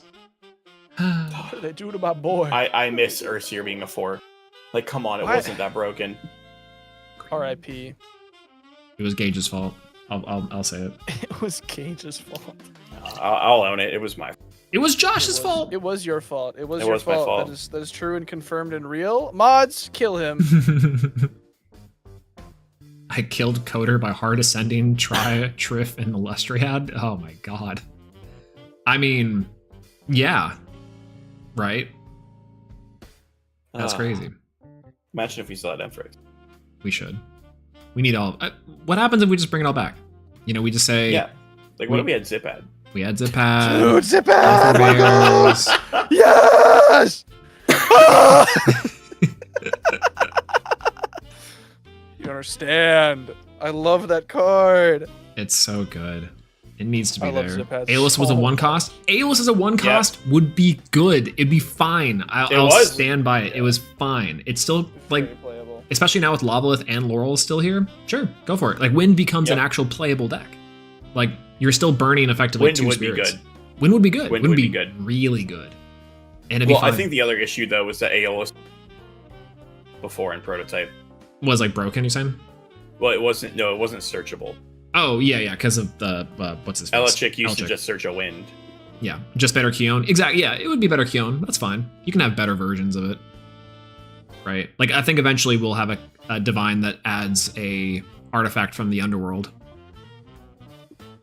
Because That'd be. Oh, if it played I feel one like from that the would be really underworld, bad. using from the underworld, Oh, then it would play be from good. Underworld? Oh, Yeah, my yeah, God. yeah. Then there it's we go. good. There we It's go. not Golden playable Fleece unless every we turn. need. That's what we need, dude. That's Sprouter Turbo. You need so much Ooh. more to Oh make my. that shit good. Wait a minute. Now we're cooking. Put us on the design team. Just start making Yeah. custom cards. Yeah, for sure. Exactly. No. Yeah, we don't need quick effect divines. We need Red Geki Break. No. Raigeki Break is busted. That'd be absolutely busted. That would be absurd. We don't need that. We don't need We that. need We Red need Geki anything Break. like that. We need Red Geki Break. We need We do not. any Raigeki Break we get. 5s gets it. 5s gets every card we get. 5s also gets. We'd have to make I it would like argue a thunder. That it's better for every deck besides 5s. Like every deck actually just benefits more from Red Geki Break than 5s does. Like marginally, right? But 5s can still use it as control space, Yeah, which is like the problem with 5s in general. yeah. We need swords. It's so difficult to print cards that just don't benefit 5s. We also don't need swords because that's the same problem with 5s. 5s gets to set up and punish. Every deck would play swords Every deck would play swords. and then get Lava Lift. Yeah. Yeah. Kind of P-Gus. loops back to Lava Lift all the time. Man, maybe Siberian's True. right. Let's just ban all of the cards. Actually, what if we banned every card ever printed? Well, if we go back to base set for another couple years, We just until we can behave with this deck building. A Drive sends us to the Stone Age. We're just like, Yeah. Exactly, Fine. Exactly. Until we we'll can play be trusted. Thunder. Fine, we'll play Earth again. Fine, we'll play 5s again. I'll prove 5s is good. Yeah, see, yours right. Just ban every card. Let's start again. Rotation. Whoa. You can't say that word. That's no, MBT's no, almost Yo, you- expeditious. You're not a fan of that? No, Not a fan of that? no. I like rotation. I like playing with all the cards. No, I'm a big fan of Okay. rotation. I am fine if rotation exists. If both formats are supported. Nah, Yeah, I mean it's like what Magic does. nah. They have Yeah. they have like the expanded format or whatever it's called, and then they've got standard. Yeah. Yeah, is like, it modern and I'm standard? perfectly fine, and like I can choose which. I think the issue with like Elestrals right now is that it's not big enough to have like consistent attendance for like 2 different formats. But like once the player base like greatly expands, then maybe. But What if we make Commander, you know, and we just everyone plays Commander and fires Commander pods, and now we're just magicking. yeah, what if Yeah. Popper is actually the way to play? No. I was joking earlier. No. What Oh, if- I what if- wasn't. I I know. wasn't. Popper's peak. Yeah. It is Okay. peak, I Swole. agree. I'm gonna sell you on Popper right now. You Mhm. can play 3s. It's over. And I'm 3s becoming is Popper. good. Let's go. That's all it took. That's all. Just say the magic word was 3. I love this deck so much. No, I Threes think the and rotation bears. is good for Elestrals. I think rotation, like, I don't know how many years it'd have to take, but it's like starting from scratch over and over again with different versions. And the title forms too, by the way, add like a lot to that kind of idea of just that you can effectively make the same card but different. You know? Oh, so like cornucopia is legal this year, but then like the next cycle it's like a different version of ambrosia. then Yeah. a different version of ambrosia. Right? Like, I think Cornucopia is it's like the very fair version of what we're talking about with like the heal stuff. Like, imagine Ambrosia ban, but maybe you are playing 3 copies of Cornucopia. Maybe Cornucopia does something different. Or like Nectar of the Gods. Sip. And it's just like a dry card. Just jar of greed. It's 1 cost draw card. Yeah, it's just Finally, we've power corrupt drops of lead. that's right. No. Actually tragic. Jesus Christ. Honestly, drops of lead should have been you shuffle, draw that much +2. We just need more copies. Of, No. of Nectar of the Gods. No. We need more copies of Nectar of the Gods. We do need more copies of Nectar of the Gods. It'd be so sick. We just play 30 cards in our deck, 10 of them are draw No, spells. we really don't need more deep draw. When are we getting the wind bat form combat? Yo! True! Cumulonimbus bat? Nimbat? Yeah, exactly. You get it. Yeah, You get it. That's exactly what it's that's what I'm Cume, referencing. guys. It's not cum, it's Cume. Cume. Yeah, exactly. Cume It's bat. Cume bat. Cume bat. It's also a Say play off of the FTK word support. combat. Yeah, It, exactly. when it receives wind, you can choose an Elestral to fight another Elestral. Kaiser Coliseum, but Elestrals. Please no. Yeah. Vote for a spirit. It's Gozen and it's Kaiser Coliseum. It's also Tigaboo. It's also Tigaboo. It's also Dimension Skilldring. Shifter. Uh, It's also. Can I just say? Hold on. Can I just say? I hope that this game never fucking gets an equivalent to remove from play because oh yeah. Battle Spirits has exactly 1 card, I think, to my knowledge, that does that.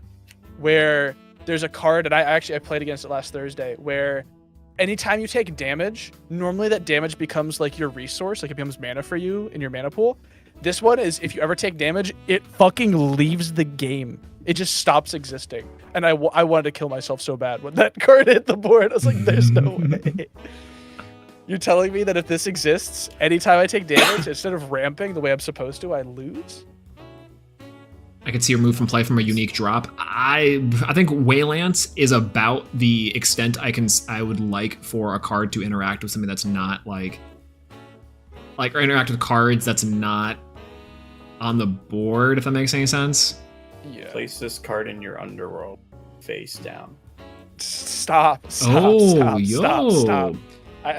literally, I am Mr. Incredible. Shut the fuck up. At the Please shut end, the fuck up. at the end of battle phase, if you control no cards on the Oh, field, you can activate this card from hand.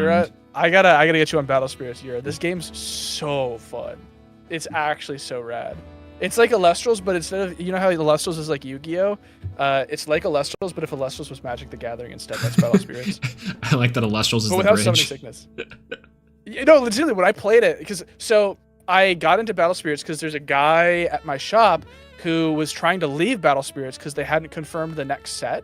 And he was like, well, if they're not gonna like confirm it, like let's just move on. I'll find a new game to play. So we started learning Elestrals.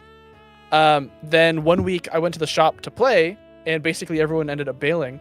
And so he's like, still show up, like we can play in between my Battle Spirits rounds, and if you're interested, you can sit and learn the game. I'm like, sure, I'm happy to learn a new game. And as I'm watching it, it's just clicking, And I'm like, oh my god, this functions so similar to Elestrals. It's just that it's Magic the Gathering but Elestrals instead of Yu-Gi-Oh but Elestrals. And it's rad. It's a super cool game. Really big fan. When are we getting Pokemon but Elestrals? That's true. When are we getting a bench system? Oh god, I hate all of it. Oh my gosh. I don't think they could ever make a Pokemon but Elestrals. I think that Pokemon's too. You'd have to do like maybe like the One Piece system, I think, where you've got like kind of a bench and kind of a lead. I don't know. You got like doubloons. I don't know that game. I've never read the manga. No. All right, y'all. I think on the battle spirit talk, I think I do dip because I have to get to editing. Okay. And also get some orders together. It's time for me to get gameplay with Yura so that we can release this Drakking deck profile soon. True. Oh my Let's goodness. just put Also flash bears. And the Yeah, when are bears, you so- fucking doing that, huh? You little freak. When are you? Swole, you want to do it this week? We can do it this week. So now that my cough is like finally not miserable. Yeah, I think we could do it Let's this week. go. I'm glad you're feeling better, dude. Same. It's been 3.5 weeks. I'm so happy. Good God.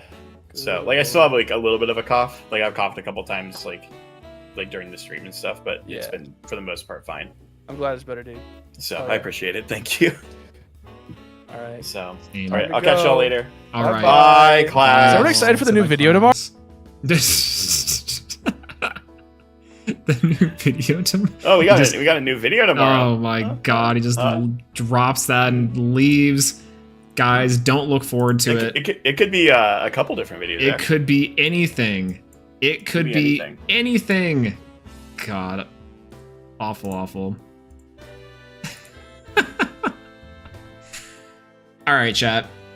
Surely it's bears. True, it could be bears.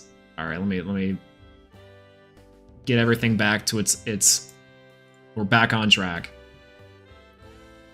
Oh my lordy lord. Alright. So to round off this lecture, and forget what you just saw there, any questions, class? Now's the time to ask. Homework is due next week, and I can help you out now, but we do have about 1 week till the meta shifts over and new things are going to be playing. And again, it's not that you're playing Elestrals wrong. It's in fact, I think unfortunately, that he's playing it right. Bear to the commune! True! A lot. I came in late. Okay, we'll recap for everyone. Let's wrap. Okay. So you're playing Elestrals wrong. Unfortunately. Hello, my name is Swoleaxe. I've been Professor Swoleaxe. You've also been here with guest lecturers, Distant Coder, Caleb.exe, and Bean Soldier TV. I went 0-5 in my first tournament. Not important, but maybe for context. As well, Forbes thinks I'm pretty. It's a little hurtful. Anyways, we're in a removal meta. Removal inside of Elestrals has grown quite a bit, and it turns out that Cryoblast was the tipping point for a generic removal card that most decks can play. We were playing stuff like runes and counter runes, but now you don't really need to unless it's just straight removal. My Necrof ate my homework. Can I spin it next week? Fine. The Necrof probably needed it, so unfortunately, yeah, you can always redo it. Listen, the assignments are online.